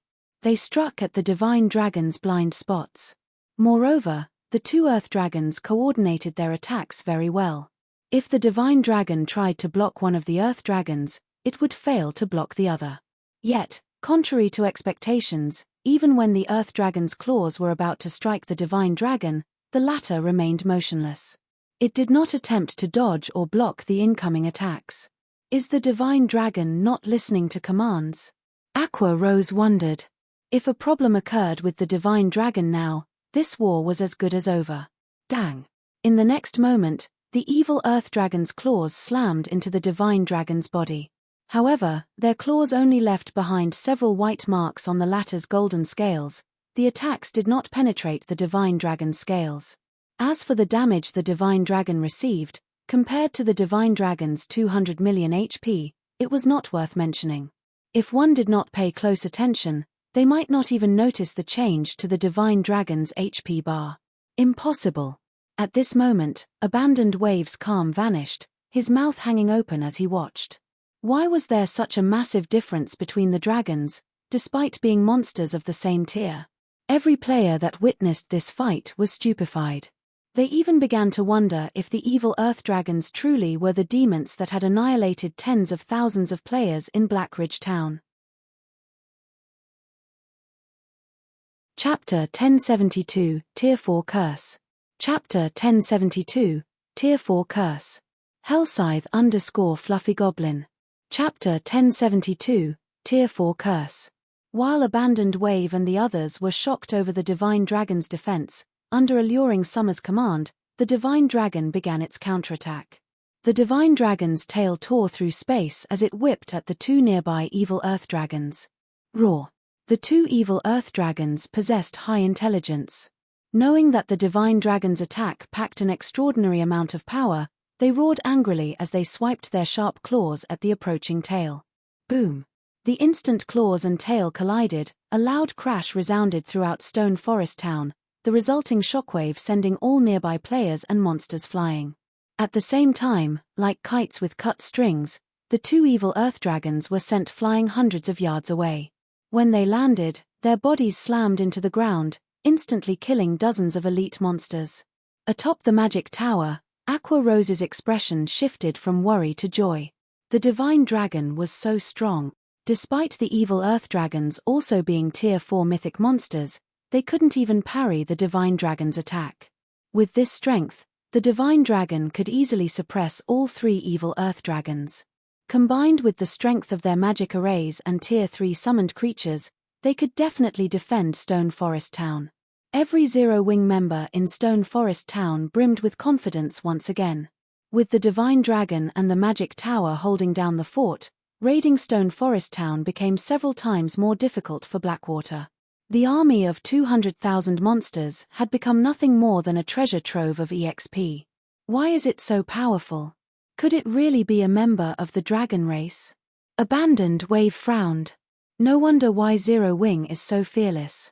They have a card like this to rely on. The Divine Dragon's power astonished Peerless as well. If not for him witnessing this battle personally, he wouldn't have known that players were capable of summoning such powerful monsters. With a single Divine Dragon, the tides of the war had shifted in Zero Wing's favor. Brother Wave, are you ready to reconsider? Peerless turned to Abandoned Wave. If you let Pantheon join the battle and save those trapped summoned creatures, removing the magic tower and defense turrets shouldn't be a problem. However, if you let this situation drag on, soon, even Pantheon won't be able to guarantee our victory. Fine, you can join the fray. After hesitating for a few moments, Abandoned Wave agreed to Pantheon's assistance. Although the three gnome cannons had bombarded the purple-gold magic barriers, their attacks, at most, caused the barriers to ripple. It was impossible to destroy the barriers quickly. Furthermore, now that the Divine Dragon protected the 9-star polar domains, the evil earth dragons could get close enough to save the Tier 3 summoned creatures. If this continued, it was only a matter of time before their Tier 3 summoned creatures died. If that happened, it would be far more difficult and costly to take down the town's defenses. "All right, boys, you heard him," Pantheon announced, laughing. "However, Brother Wave, you mustn't forget our agreement." "Of course. As long as you help me destroy Stone Forest Town's magic tower and defense turrets, you'll receive every share that I've promised you," Abandoned Wave said, nodding. He was curious about Peerless' confident tone. What methods did Pantheon possess? To take down Stone Forest Town, he had sacrificed much to gain the bandaged man's cooperation. The 17 Tier 3 summoning scrolls hadn't been easy to obtain either.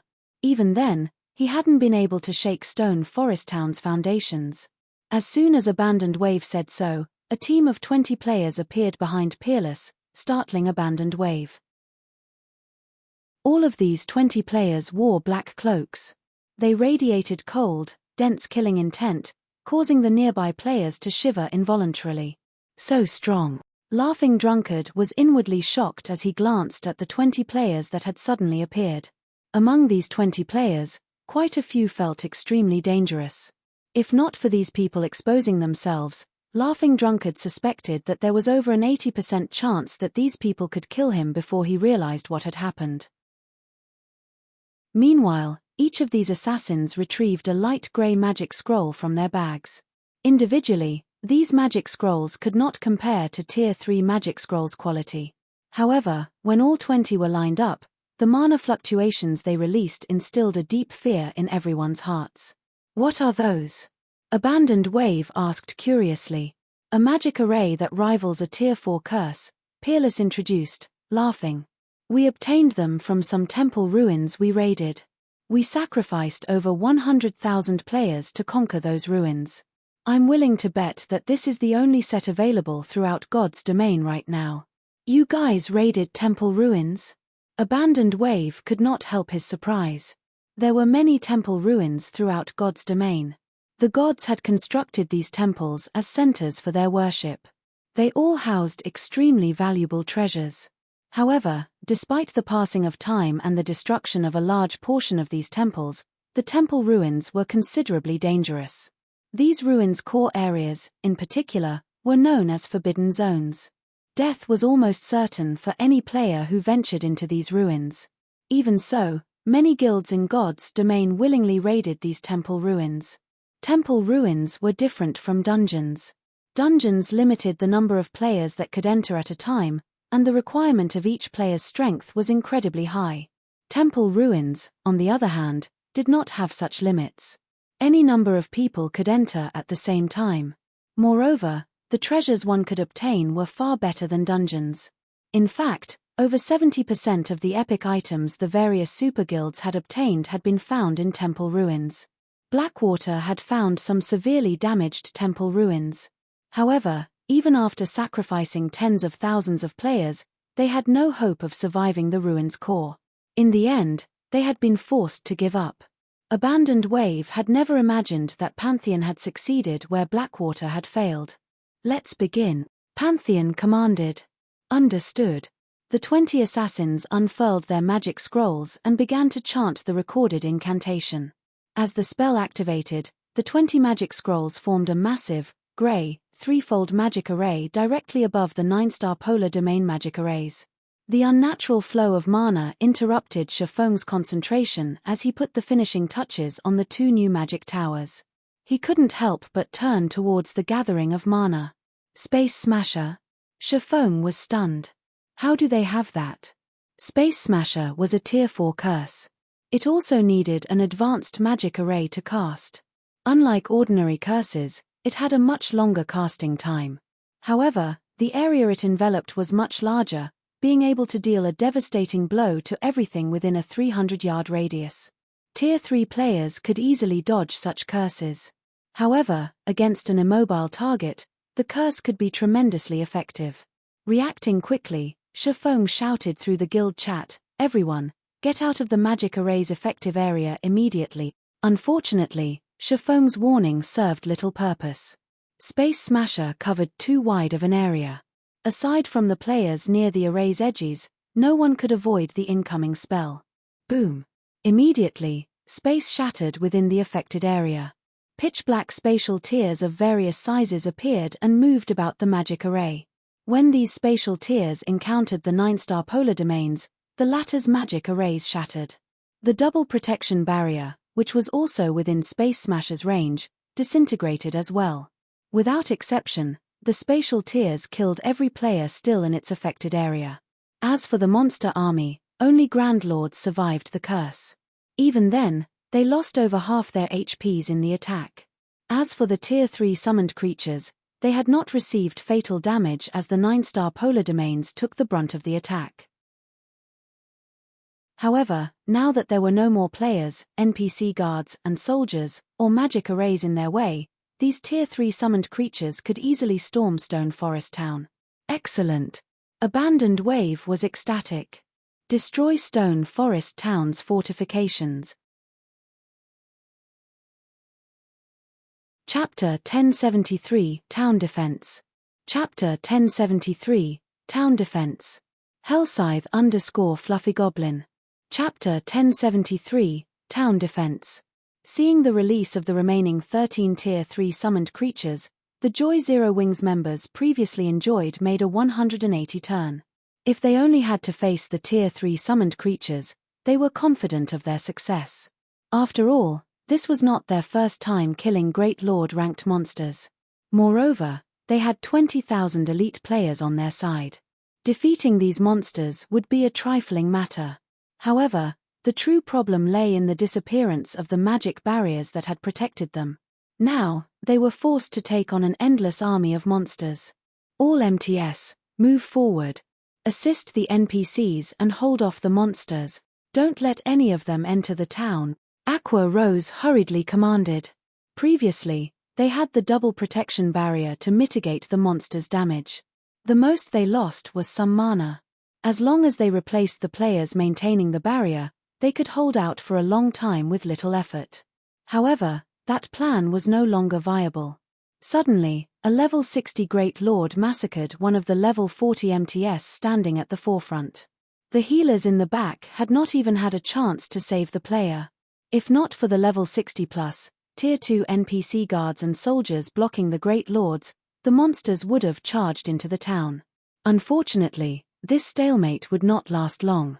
Although Zero Wing had mass-recruited NPCs to defend Stone Forest Town, due to the town's popularity, they hadn't been able to recruit a lot of powerful NPCs. In addition, due to Stone Forest Town's small size, they could only recruit a maximum of 1,000 NPC guards. Among them, a portion consisted of Tier 1 NPCs ranging between level 60 and level 70. As for Tier 2 NPCs, there were less than 100. Tier 2 NPCs were only about as strong as Lord-ranked monsters. However, as NPCs knew how to cooperate and monsters did not, they could display greater combat power. However, the Lord's Aqua Rose could see outnumbered the Tier 2 NPCs by 10 to 1. There were also as many Great Lords as Tier 2 NPCs. Even Tier 2 NPCs could not fend off such a monstrous lineup. Zero Wing suffered over 600 casualties during the monster army's initial charge, and the death count continued to increase. Despite the magic tower and defense turret's continuous bombardment, they couldn't slow the casualty rate. Drunkard, ignore the summoned creatures and guards' blockade. Regardless of the cost, I want that magic tower and those defense turrets destroyed. Abandoned Wave commanded. While he had joined hands with the bandaged man to exhaust Stone Forest Town's living forces, the main reason for their cooperation was to take down the town's fortifications. If Stone Forest Town lost its fortifications, Blackwater's forces could overwhelm Zero Wing in both quantity and quality when his elite army arrived. It would be child's play to take the town. Guild leader, leave it to me.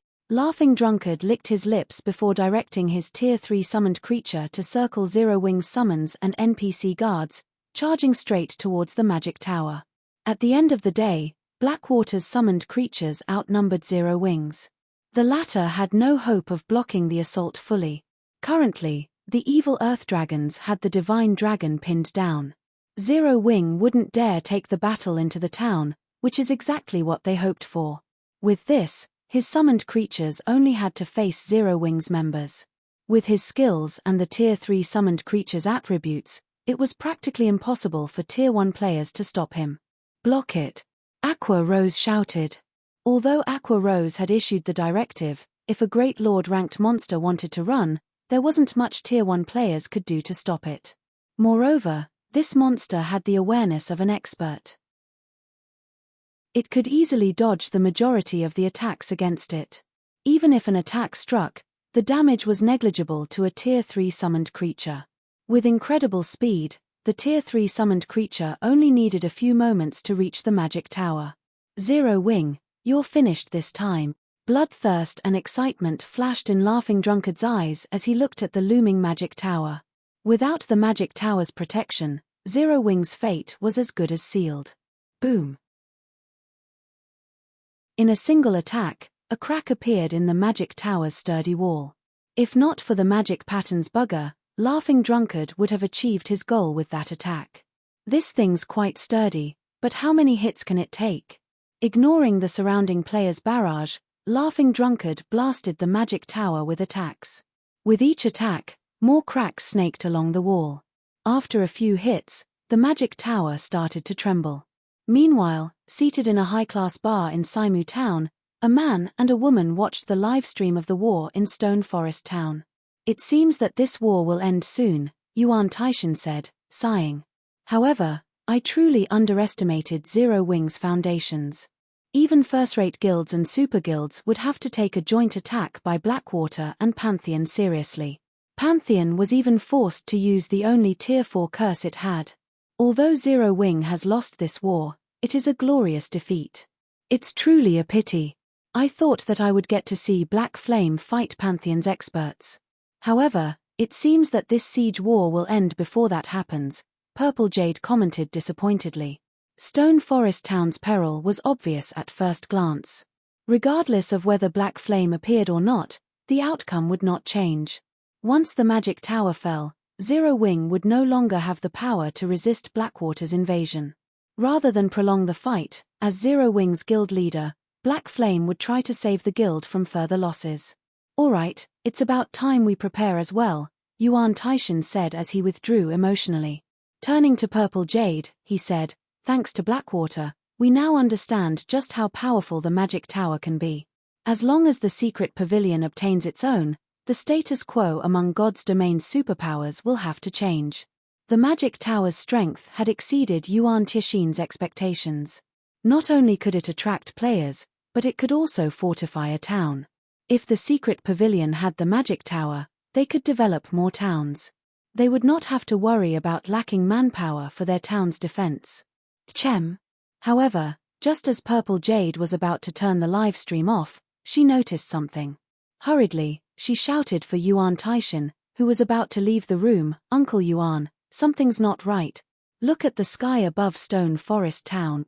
Confused, Yuan Taishan turned to look at the screen, and immediately, he was stunned. A massive, dark blue magic array had appeared above Stone Forest Town, enveloping the town. Moreover, due to this magic array, mana surged into the town, filling the sky with shimmering colors. It looked like an aurora of light, but more beautiful. What's going on? Laughing Drunkard unconsciously froze as he looked at the sky. Even he shuddered with fear at the mana gathering rate and the array's effective area. We finally made it. Shifeng took a deep breath. Chapter 1074, Turning the Tables. Chapter 1074, Turning the Tables. Hellscythe _ Fluffy Goblin. Chapter 1074, Turning the Tables. This is. Quickly, Laughing Drunkard noticed that at another 2 magic towers had appeared in the town. The 2 new magic towers were positioned to form a triangle with the magic tower before him, and there seemed to be a faint connection between the 3 constructs. How has Zero Wing obtained 3 magic towers? Jealousy filled Abandoned Wave and Peerless, who watched from afar. Even when the Divine Dragon had been summoned, they hadn't envied Zero Wing. They had already witnessed the magic tower's effects personally, so they knew just how powerful the construction was. A super guild or first-rate guild would only need to dispatch a fraction of its forces to defend a town with a magic tower. Obviously, such a powerful, valuable construction was not easy to build. Yet, Zero Wing had constructed 3 magic towers in one town. Extravagant. Zero Wing is simply too extravagant.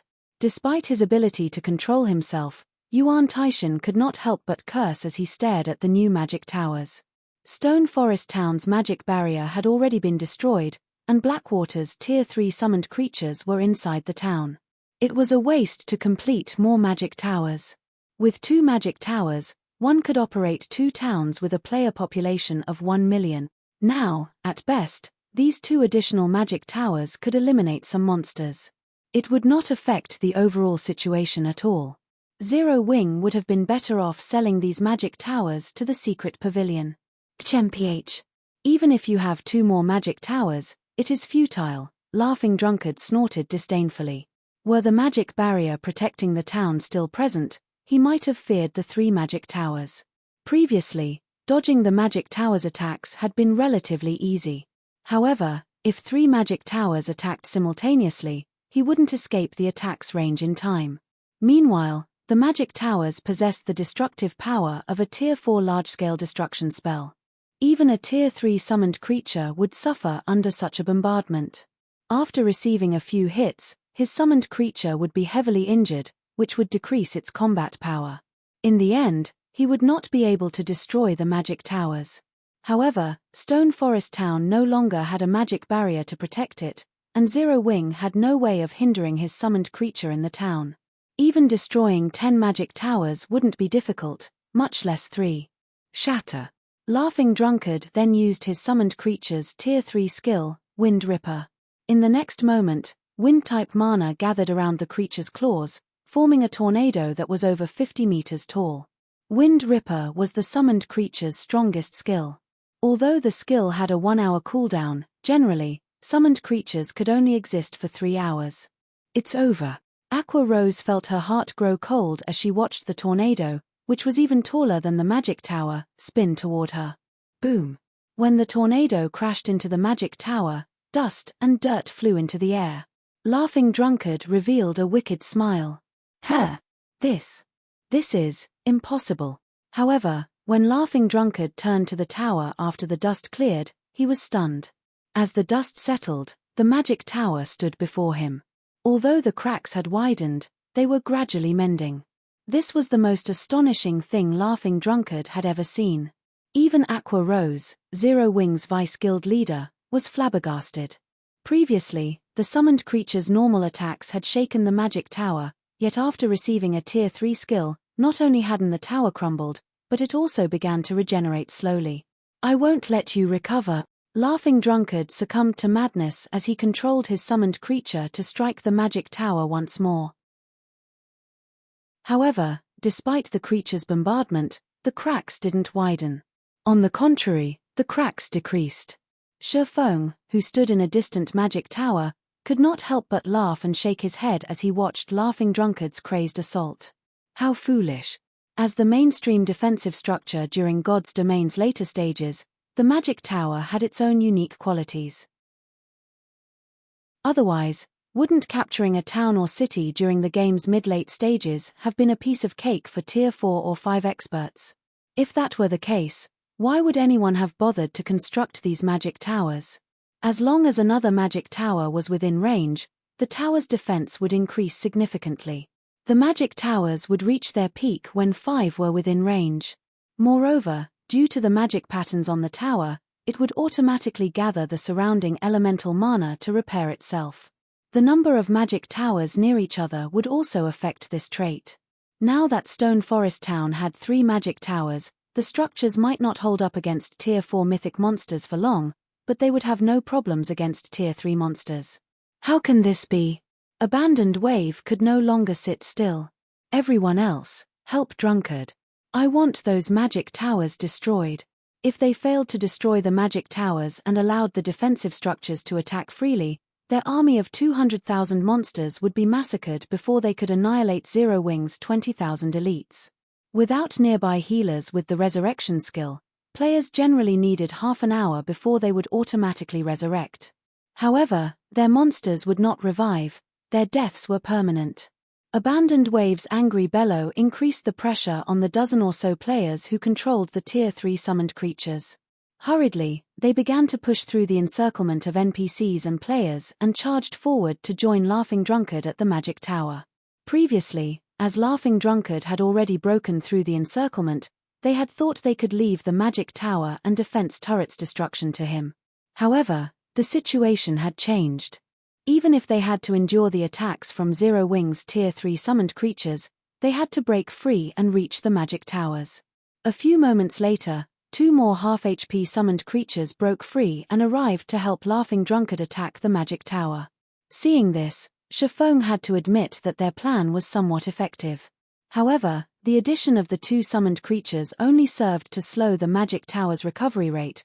The structure took no additional damage. As the 3 summoned creatures madly bombarded the tower, Shifeng appeared behind them. Has Black Flame lost his mind?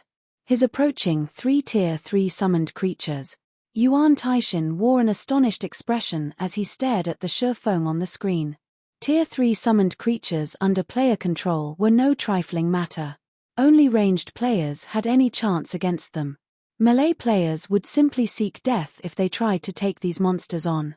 As she watched, Purple Jade was also confused. Although she had an inkling of Black Flame's intentions, it was ludicrous. With his identity as a guild leader, it was unlikely that Black Flame would do such a thing. Black Flame? Upon seeing Shifeng, Laughing Drunkard sneered as he said, "I've been looking for you. To think you would actually show yourself before me. Die." Saying so, Laughing Drunkard sent his summoned creature's claw slamming towards Shifeng. Although Laughing Drunkard couldn't fully display his combat standards due to controlling another body, he still pushed his summoned creature into the half-step refinement realm. No Tier 1 player could cope with his explosive speed. So fast. Aqua Rose, who watched from a safe distance, gasped. In the blink of an eye, the summoned creature's claw appeared above Shifeng's head. Boom. When the claw struck, it carved several deep grooves in the ground. As for Shifeng, the attack had thrown him a short distance away. However, he had not received any damage. In the moment of imminent peril, he activated parry to nullify the damage. "You blocked it." Laughing Drunkard was slightly surprised.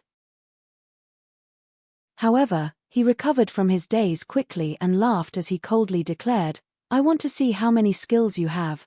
Saying so, he brandished the summoned creature's claws against Shifeng once more. Sure enough, a Tier 3 summoned creature under an expert's control is really powerful. After Shifeng slammed into the ground, both of his hands were numb. "It seems that I have no choice but to summon them."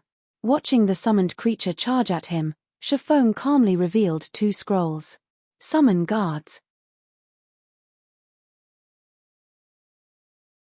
Chapter 1075, Suppressing Tier 3. Chapter 1075, Suppressing Tier 3.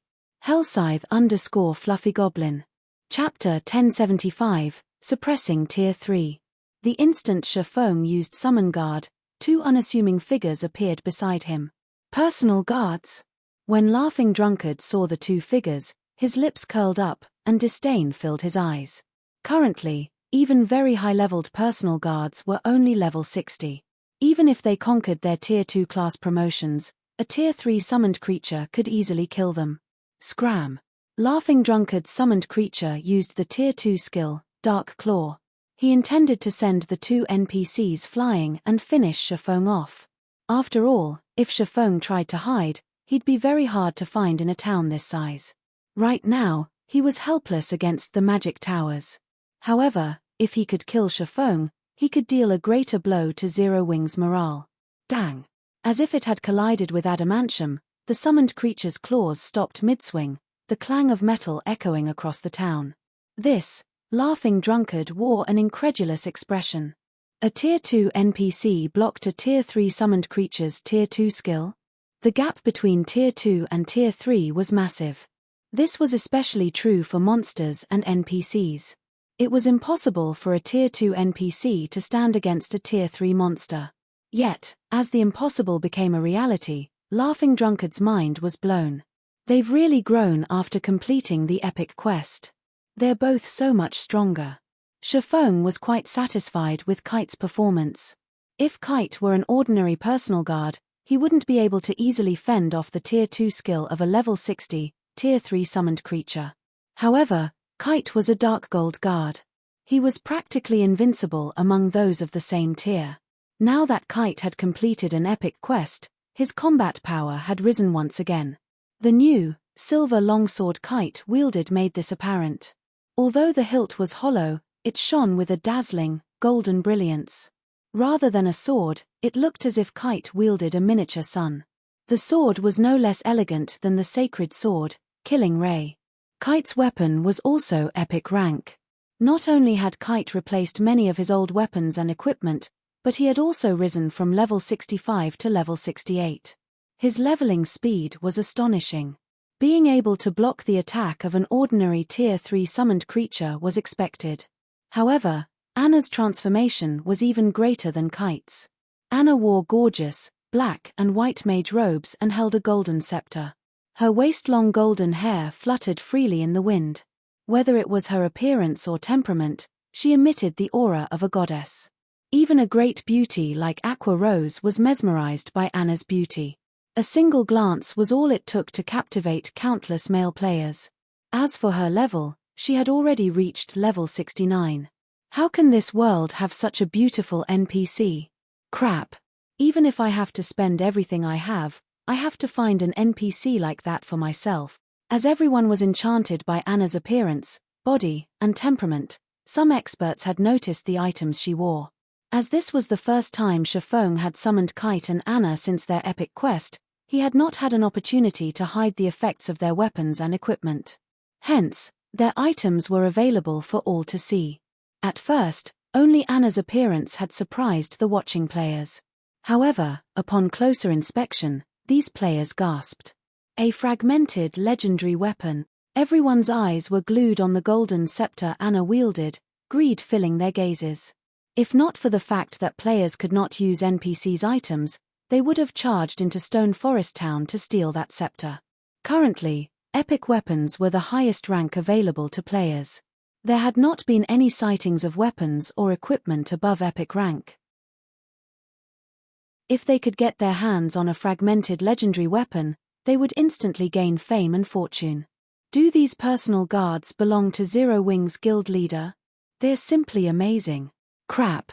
This is insane. I only recently equipped my personal guard with a set of bronze equipment. Even the guild upper echelon's personal guards I've seen are using at most secret silver or fine gold weapons and equipment. This is somewhat thorny. You two, help me pin down these NPC guards. I'll deal with Black Flame. Laughing Drunkard quickly reacted. After a single clash, he understood that he couldn't injure Shifeng if he fought alone. Only with the two other Tier 3 summoned creatures holding back Shifeng's personal guards would he have a chance of killing Zero Wings guild leader. Leave it to us, boss. Snapping out of their daze, the players controlling the two other summoned creatures launched an assault against Kite and Anna. Unfortunately, while Laughing Drunkard's plan was fairly solid, he severely underestimated Anna. By the time the two summoned creatures arrived before Anna, the latter had finished chanting her spell. Anna then slammed the butt of her scepter against the ground. Like a drop of water falling into a still lake, Anna's scepter created ripples in the surrounding mana.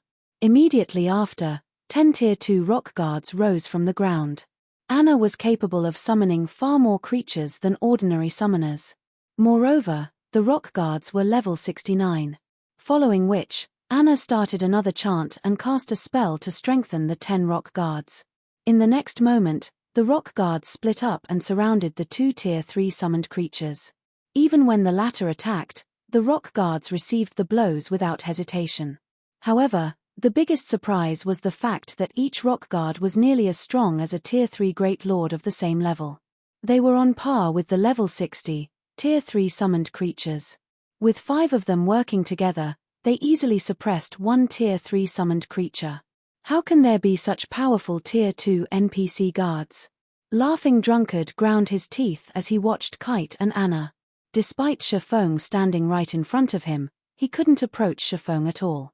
Kite, the NPC guard he faced, already had higher strength than his summoned creature. In terms of speed, the NPC was even more frightening. His creature couldn't respond to the NPC's attacks in time. Every one of Kite's attacks devoured over 100,000 of his creature's HP. If the former used a Tier 2 skill, he could deal over -400,000 damage. Kite's combat standards came as an even greater shock to Laughing Drunkard. A Tier 2 NPC fought as if it had entered the refinement realm.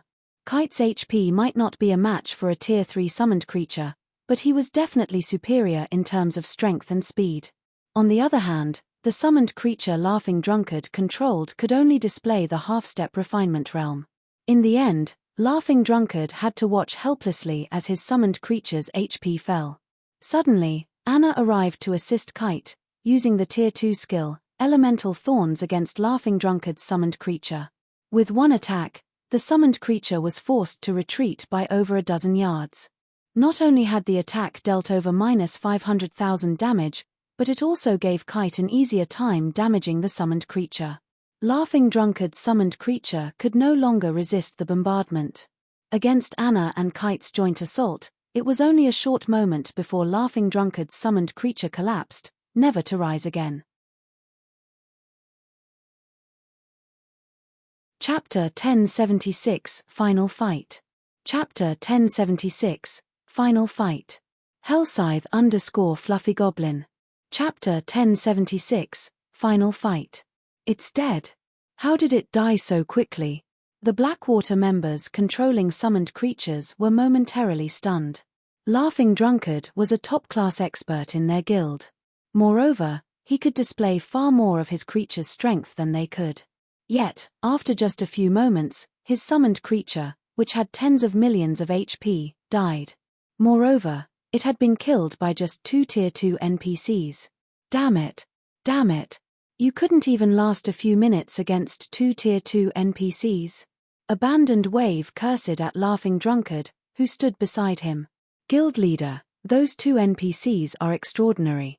They've both reached the refinement realm standard. They can execute all of their moves naturally. Moreover, their basic attributes are even higher than the Tier 3 summoned creature I controlled, Laughing Drunkard explained. Enough.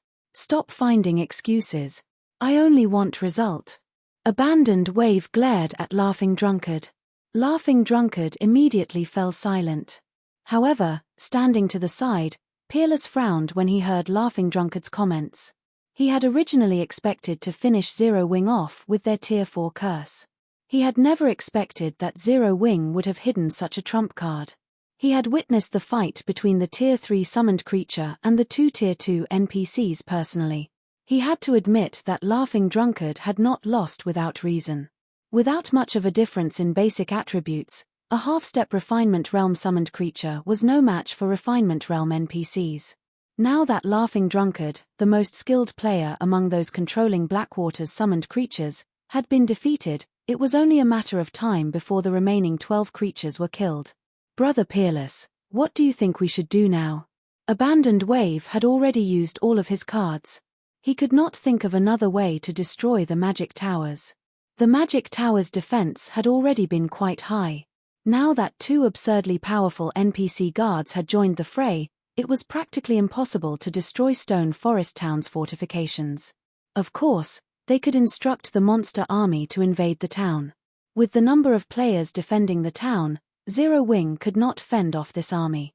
However, doing so would discard the goldmine that was Stone Forest Town, which was the exact opposite of what he wanted. Frustration filled Abandoned Wave's heart when he thought about how he couldn't obtain Stone Forest Town. Of course, having his elite army force their way into the town wasn't a viable option either. Not only would he suffer immense losses by doing so, but they still might fail to capture Stone Forest Town. The monster army's losses made this clear. There was only one real method to capture a town: destroy the guild residence of the town's ruler and obtain the town token hidden within. As long as one held the token for 2 hours, that player would secure the town's ownership. Capturing a town was not as difficult as most thought. There was no need to kill every member of the ruling guild in the town. One simply needed to destroy the ruling guild's residence and obtain the town token. However, the 2 NPC guards Shifeng had summoned were simply too powerful. If they defended Zero Wing's residence, sending players to take down the residence would be as effective as sending them through a meat grinder. I have a plan. However, it will depend on your resolve, Peerless said after considering Abandoned Wave's question. What is it? Abandoned Wave was out of options. First, stop the assault on the town for now and order the monster army to retreat. Once Blackwater's elite army arrives, we'll charge into the town as one force, Peerless said, chuckling. Afterward, I'll have my guild's experts sneak into Zero Wing's residence to steal the town token. Of course, for this plan to work, we have to prevent those 2 NPC guards from entering Zero Wing's residence. You must keep them away from the residence. I'm not confident of our success otherwise. Pantheon's Dark Blade members were among the best in God's domain when it came to infiltration. Players had no way of sensing their presence. However, the same could not be said for level 60+, Tier 2 Refinement Realm NPCs. On the off chance that they were discovered, only death awaited them. After all, Dark Blade members' survivability was extremely low. If I lure those 2 NPC guards away, how confident are you of succeeding, Brother Peerless? Abandoned Wave asked when he noticed that Kite and Anna were already starting to clear out the remaining summoned creatures. Assuming that Zero Wing has used all of its hidden trump cards, roughly 90%, Peerless said confidently. This time, 9 kills, the Dark Blade's vice commander, would lead the Legion. 9 kills had never failed to assassinate his targets. Stealing a town token would be a piece of cake. Alright, I'll leave it to you, then, Abandoned Wave reluctantly agreed. He then recalled his forces. Guild leader, they're retreating. When Aqua Rose noticed the monster army pull away from the town, she could not help but grow excited. They're retreating? Shifeng was slightly surprised to hear this. The battle wasn't even halfway over, yet Blackwater retreated. No matter how he thought about it, something smelled fishy. Shifeng wasn't the only one surprised by Blackwater's retreat. Everyone watching the war had questions of their own. Although Zero Wing appeared to have the advantage, after all was said and done, the monster army was too strong. If this war continued, Blackwater had a chance of capturing the town. Not only would such an abrupt retreat result in unnecessary casualties, but it would also wound the approaching elite army's morale. After all, Blackwater's monster army had already reached the gates of Stone Forest Town. As long as they continued fighting, they could take the town. However, after the monsters withdrew from the Magic Tower's attack range, they stopped suddenly and defended their position. With this development, everyone finally understood what Blackwater intended to do. Blackwater wasn't retreating at all. Rather, it was preparing for a final strike. Monsters' movement speed was much higher than players', and Blackwater's elite army was still on its way to Stone Forest Town. There was still some time before it would arrive. Hence, Blackwater intended to wait. Once both armies were present, it would launch an all-out assault against Stone Forest Town. So, they're finally getting serious, Shifeng muttered as he watched Blackwater's elite army gradually approach from atop a magic tower. Players were different from monsters. Although players were not as strong as monsters individually, they were able to cooperate to display a strength that surpassed their own. If it really came down to a fight, the elite army would be far more difficult to deal with than the monster army. Guild leader, look over there. Aqua Rose said as she pointed towards the group of one-horned humanoid monsters that had suddenly appeared from the southeast. Based on their investigations, not only were the humanoid monsters frighteningly strong, but their intelligence was also shockingly high. Among them, some were on par with ordinary expert players. Most likely, the Great Lords were even more powerful than the Tier 3 summoned creature Laughing Drunkard had controlled. Over 100 one-horned humanoid monsters had arrived on the battlefield, and they were all level 60. Among them, 20 were Great Lords, while the rest were High Lord rank. Guild Leader Wave, this is the most help I can offer. Don't forget your promise, the bandaged man growled when he contacted Abandoned Wave. Rest assured, after we capture Stone Forest Town, I'll gather 300,000 elite players and 300 expert players for you, Abandoned Wave responded with a slightly grim expression. Unlike the other monsters in the monster army, the humanoid monsters wouldn't pollute the town with evil energy if they entered. However, the humanoid monsters were incredibly precious. Hence, the bandaged man hadn't wanted to risk losing them. However, to guarantee Stone Forest Town's capture, the bandaged man had no choice. I refuse to believe that Zero Wing can fend off this attack. Following which, Abandoned Wave issued the command to attack.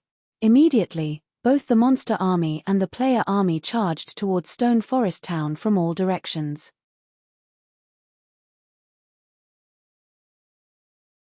Chapter 1077, Shadow Dancer.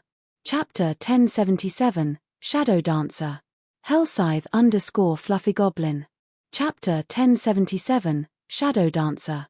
The spectacular scene of hundreds of thousands of monsters and elite players surging towards Stone Forest Town made Zero Wing's members nervous. They were outnumbered by 10 to 1. Moreover, half of their enemies were players.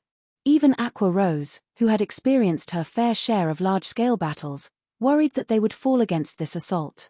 Unlike the previous assault, this move had been strategic. This time, both players and monsters stood considerably far apart. They were not clumped as they had been. As a result, even with 3 magic towers, they were not as effective as the one tower had been during the beginning of this battle.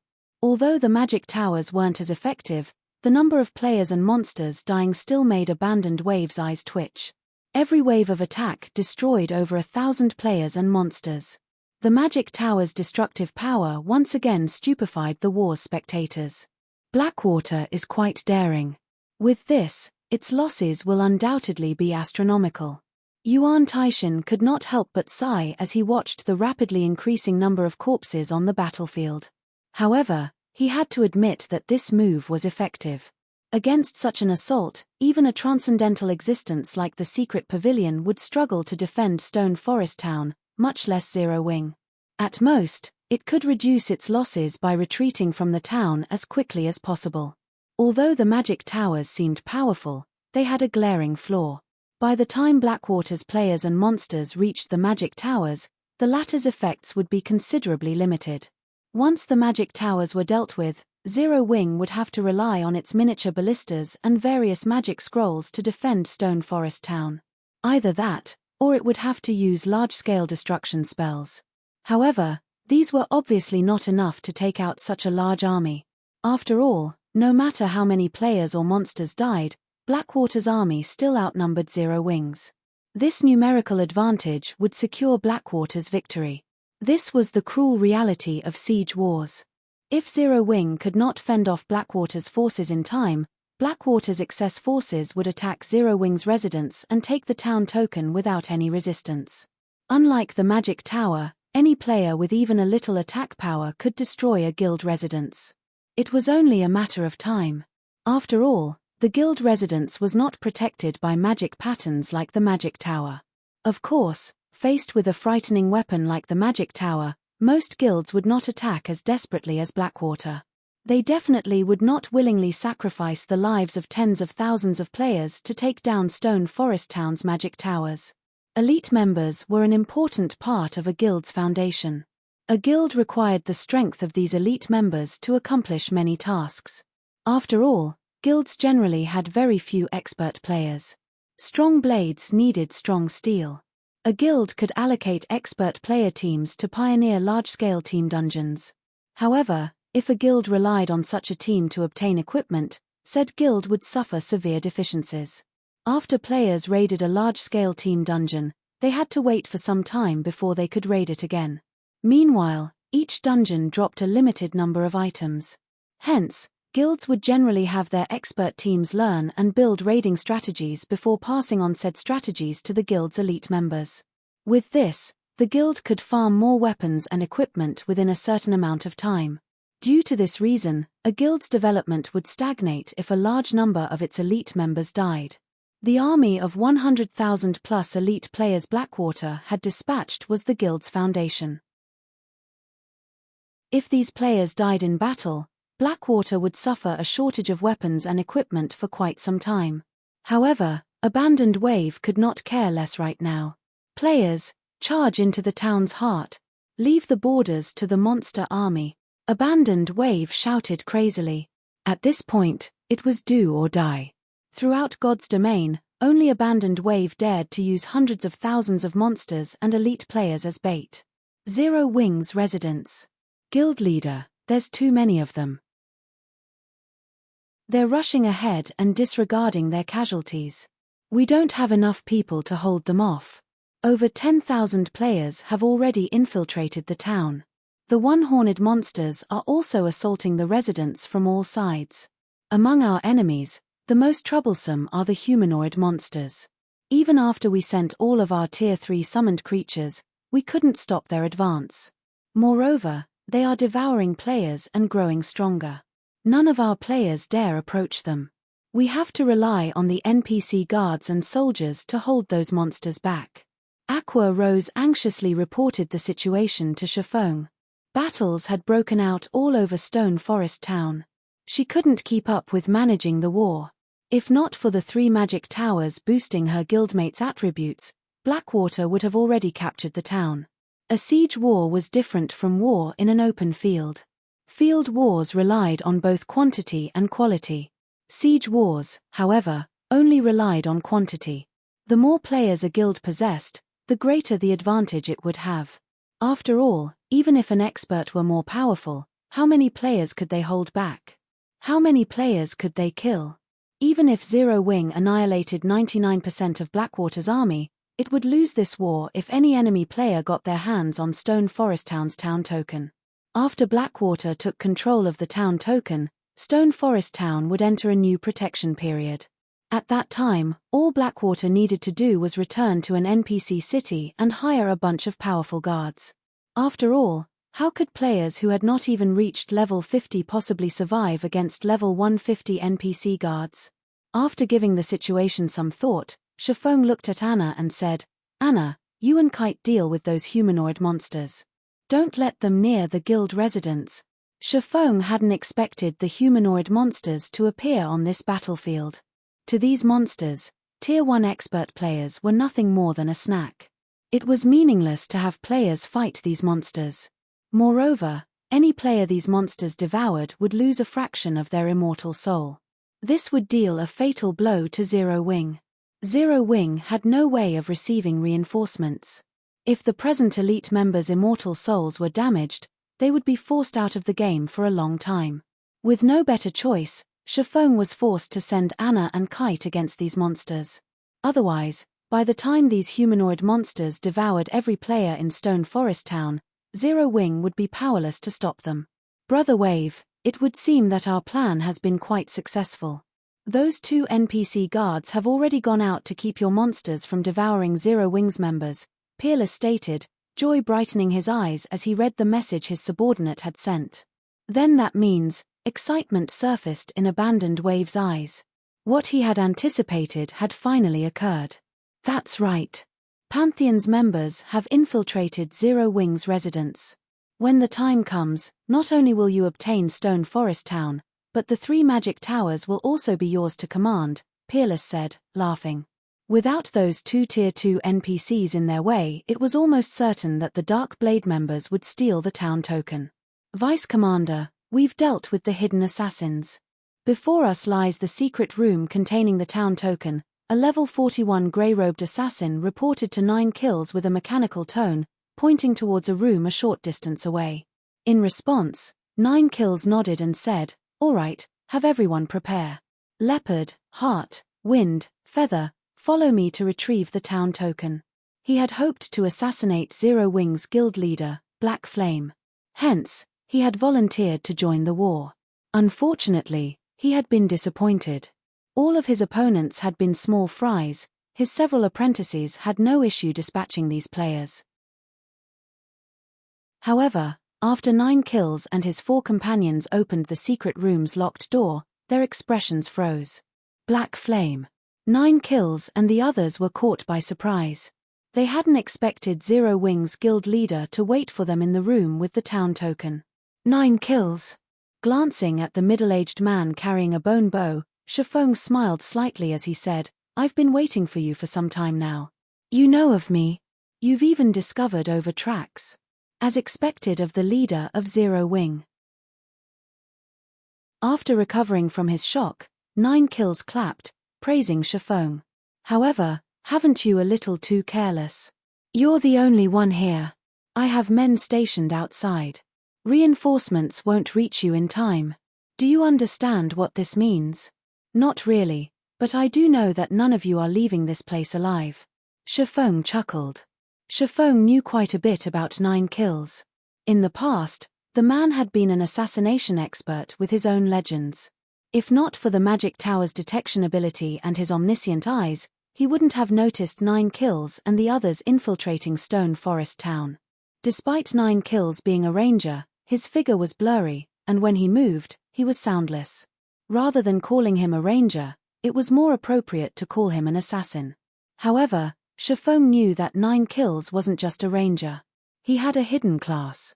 Shadow Dancer. This class that was even more secretive and powerful than the assassin class. Moreover, it was an extreme class.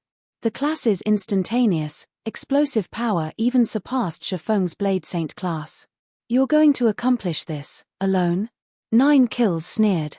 The other 4 assassins began to laugh. Shifeng had just told the world's funniest joke. That's right, alone. Shifeng ignored their mocking giggles as he unsheathed Killing Ray. Chapter 1078 Attack vs Defense. Chapter 1078 Attack vs Defense. Chapter 1078 Attack vs Defense. How arrogant. A cold glint flashed in 9 kills' eyes. Immediately, his body melted into the shadow on the ground and disappeared. Instead of having a skill like the assassin class's stealth, the Shadow Dancer class had the shadow space skill that allowed players to meld with shadows, moving through them. They were far more difficult to detect than stealthed assassins as their bodies were in a different dimension altogether when they vanished into the shadows. Furthermore, objects and people in the ordinary dimension couldn't interfere with anything in the shadow dimension. This was different from Assassin's stealth skill, which only turned its user invisible. After entering the shadow dimension, unless 9 kills intentionally left the dimension, he was impossible to detect, even with an advanced identification skill. It was this reason that 9 kills had been a legend in the past. Sure enough, I can't sense his presence in the slightest. Shifeng was slightly surprised. Despite having activated omniscient eyes, he couldn't sense 9 kills at all after the middle-aged man entered the shadow dimension. It was as if 9 kills had vanished completely. This was bad news for Shifeng.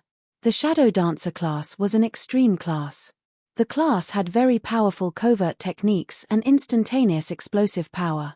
If a Shadow Dancer launched a successful ambush, even an MT with active life-saving skills might not survive. Ha ha ha.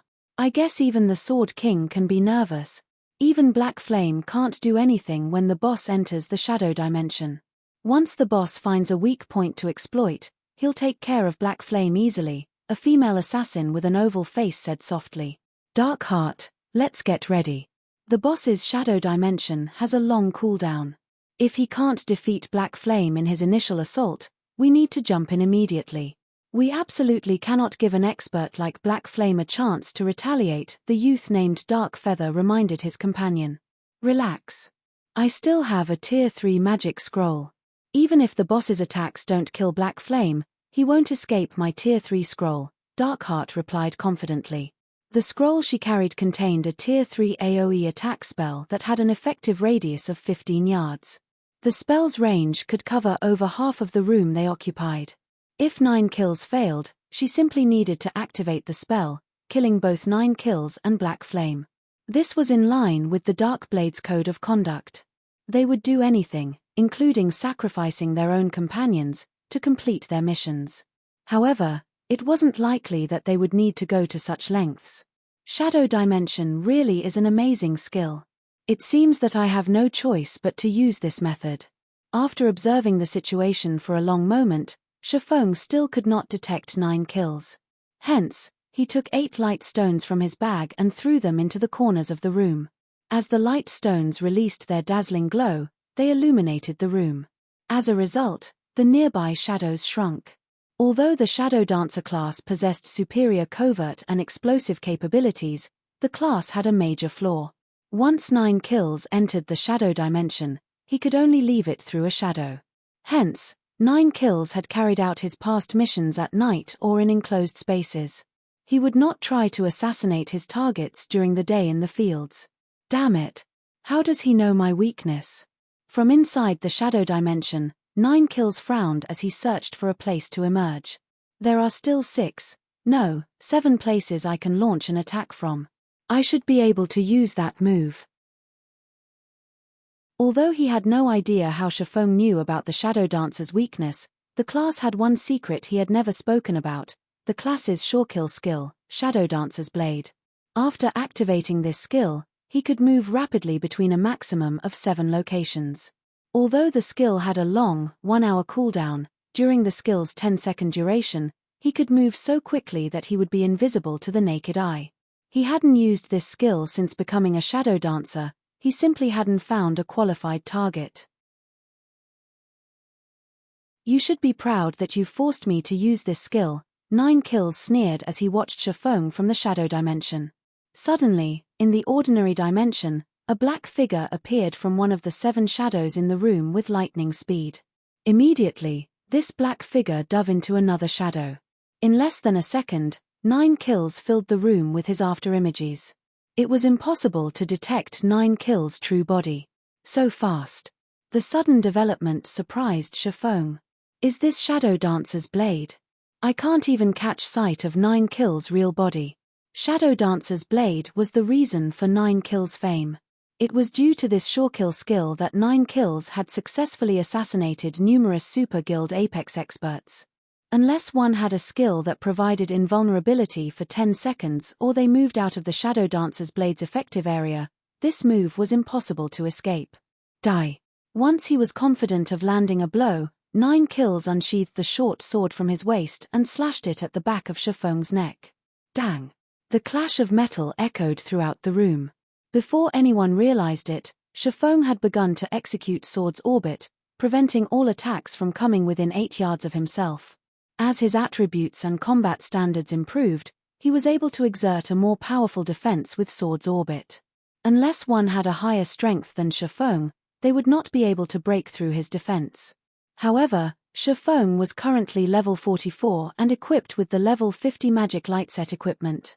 He also wielded epic weapons and the fragmented legendary ranked Heavenly Dragon's Breath. In terms of strength, even a berserker with an epic weapon and a complete level 40 dark gold set equipment would be no match for Shifeng, much less a ranger like 9 kills. 9 kills, whose attack had been repulsed, stared at Shifeng, dumbfounded. For a moment, his mind failed to process what had happened. His speed definitely ranked at the peak among God's Domain's current players. It was utterly impossible for players to react to his attack, let alone controlling their bodies to defend themselves. Although Void Realm assassins might notice him, barely, they definitely could not defend themselves in time. Yet, Shifeng had blocked his blade. Impossible. Retreating into the shadows, 9 kills launched another wave of rampant attacks against Shifeng. After all, Shadow Dancer's blade had a duration of 10 seconds. Show. 9 kills attacks were too fast to see. Due to his frightening speed, 9 kills short sword pushed further into Sword's Orbit's defensive bubble. From the initial 8 yards, the ranger's short sword gradually penetrated Shifeng's defense, pushing deeper until it was only 3 yards from the swordsman's body. However, no matter what 9 kills did, he couldn't push his attacks any further. Shifeng was very nearly forced to activate the aura of Earth's absolute defense. Fortunately, the defensive capabilities of Sword's Orbit were close to perfection. Despite facing 9 kills lightning-quick attacks, Shifeng remained calm. On the contrary, 9 kills lost HP each time Sword's Orbit repulsed his blades. Right now, he had less than half of his HP remaining. This can't continue. I need to use a bigger attack. 9 kills could tell that, if he did not use a berserk skill to overwhelm Shifeng's strength, he wouldn't break through Sword's Orbit. Suddenly, a faint grey glow enveloped 9 kills' body. Shadow Possession, Tier 1 Curse, increases strength by 60% and agility by 80%, and improves strength's effects by 100% for 1 minute. Cooldown, 2 hours. He had specifically learned this shadow possession skill to make up for the shadow dancer's lack of strength. Break. 9 kills fiercely swung his sword at Shifeng. The power and speed within the blade allowed the weapon to cut through space itself as it collided with Shifeng's sword's orbit. Sensing 9 kills transformation, Shifeng directly activated Heavenly Dragon's power. Boom. When the swords met, a violent storm raged through the room. 9 kills transformed into a shadow as his body was embedded into the wall behind him. Chapter 1079, Futile Effort. Chapter 1079, Futile Effort. Chapter 1079, Futile Effort. He lost. Dark Feather's 4 companions, watching from a short distance away, were speechless. They all stared at 9 kills, who pulled himself out of the hole in the wall, with stupefied expressions. 9 kills had less than 1/3 of his HP remaining.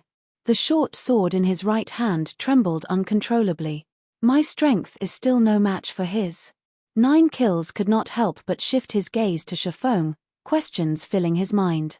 The additional strength shadow possession provided might be mediocre, but the skill could double its effects. Even a berserker with a strength-type berserk skill would not be a match for him. Yet, even after activating this skill, the gap between him and Shifeng hadn't shortened. On the contrary, it had grown. 9 kills even began to wonder if Shifeng was a player or a Tier 2 NPC in disguise. What 9 kills did not know was that Shifeng had activated Heavenly Dragon's power, increasing his strength by an additional 150%. In addition, Shifeng had the buff from the magic towers. In terms of strength, even a great lord of the same level was no match for Shifeng, much less 9 kills, who was only had the strength of a high lord. It wasn't unusual for a great lord's attack to send a high lord flying. Not to mention, Shifeng's strength was slightly higher than a great lord's. Dark Feather, use the magic barrier stones. I'll pin down Black Flame. We cannot let Black Flame leave alive. The consequences will be unimaginable. 9 kills barked the order through the team chat. Boss, our task is to steal the town token. Isn't it a little wasteful to use the magic barrier stones? The calm Dark Feather gave 9 kills a strange look. Moreover, from the way 9 kills spoke, it sounded as if he were treating Shifeng like a demon king that could destroy the world. What did he mean by cannot let him leave alive? Even if Black Flame were stronger, at the end of the day, he was still a player. Without support, he could not affect the overall war. Moreover, the magic barrier stones were treasures Pantheon had sacrificed a lot of manpower and resources to obtain. These were supposed to be used against creatures below Tier 4. They could even trap the most powerful Tier 3 NPC. Using it on a Tier 1 player was a huge waste. Stop wasting time. I'll take responsibility, so use them. 9 kills growled as tension gripped his body. He had no time to explain. Dark Feather and the others had merely seen Shifeng's attack send him flying. However, he had experienced the attack personally. From that single clash, he understood how terrifying Shifeng truly was. Even a Tier 3 magic scroll wasn't likely to do much against him. Moreover, allowing Shifeng to leave this room was the equivalent of releasing a great lord with a Void Realm's combat standards onto the battlefield. He would be a lion among a herd of sheep. Of course, berserk skills did not last long. However, the skill's duration would be more than enough for Shifeng to annihilate all of the Dark Blade members that had snuck into Zero Wing's residence. Pantheon's Dark Blade did not have many members. Nurturing every member was costly. Helping each member level up was particularly expensive for the guild. In addition, every Dark Blade member used weapons and equipment that were specifically tailored to their strengths. Pantheon had only gathered these items after utilizing the guild's full strength. Each item would be incredibly difficult to replace. Currently, over 100 Dark Blade members had infiltrated Zero Wing's residence. If they all died, they would lose over 100 weapons and pieces of equipment in total. If Black Flame had some special tool that increased the drop rate of the players he killed, they could lose 200 or 300 items. They had to use the magic barrier stones. Hearing Nine Kills' command, Dark Feather and the others had no choice but to set up the barrier stones. As for Nine Kills, he turned to Shifeng again to buy his allies enough time. "You want more?" Shifeng began to execute Sword's Orbit once more when he saw Nine Kills launch another assault. After activating Heavenly Dragon's power, Sword's Orbit's defense was even more solid than it had been. Shifeng no longer relied on brute force to defend himself. Now, he redirected a portion of the incoming force. Shifeng suspected that he could even defend against a Great Lord's attacks right now. As for Nine Kills, he had wisened up after being thrown. This time, he didn't try to encroach on Sword's Orbit's defensive bubble. Instead, he moved around the bubble's perimeter, utilizing his absolute advantage of speed to render Shifeng helpless. However, if Shifeng relaxed for even a moment and stopped using Sword's Orbit, he would strike. Unfortunately, while his plan was sound, its flaw was obvious. Shadow Dancer's blade's duration was simply too short. After 10 seconds, it would be his turn to be helpless. However, Nine Kills' goal wasn't to slay Shifeng personally. He simply needed to pin the swordsman down for as long as possible. "Boss, we're ready," Dark Feather called out. "Good. Use them now. Don't worry about catching me inside." Nine Kills nodded as he signaled for Dark Feather and the others to take action.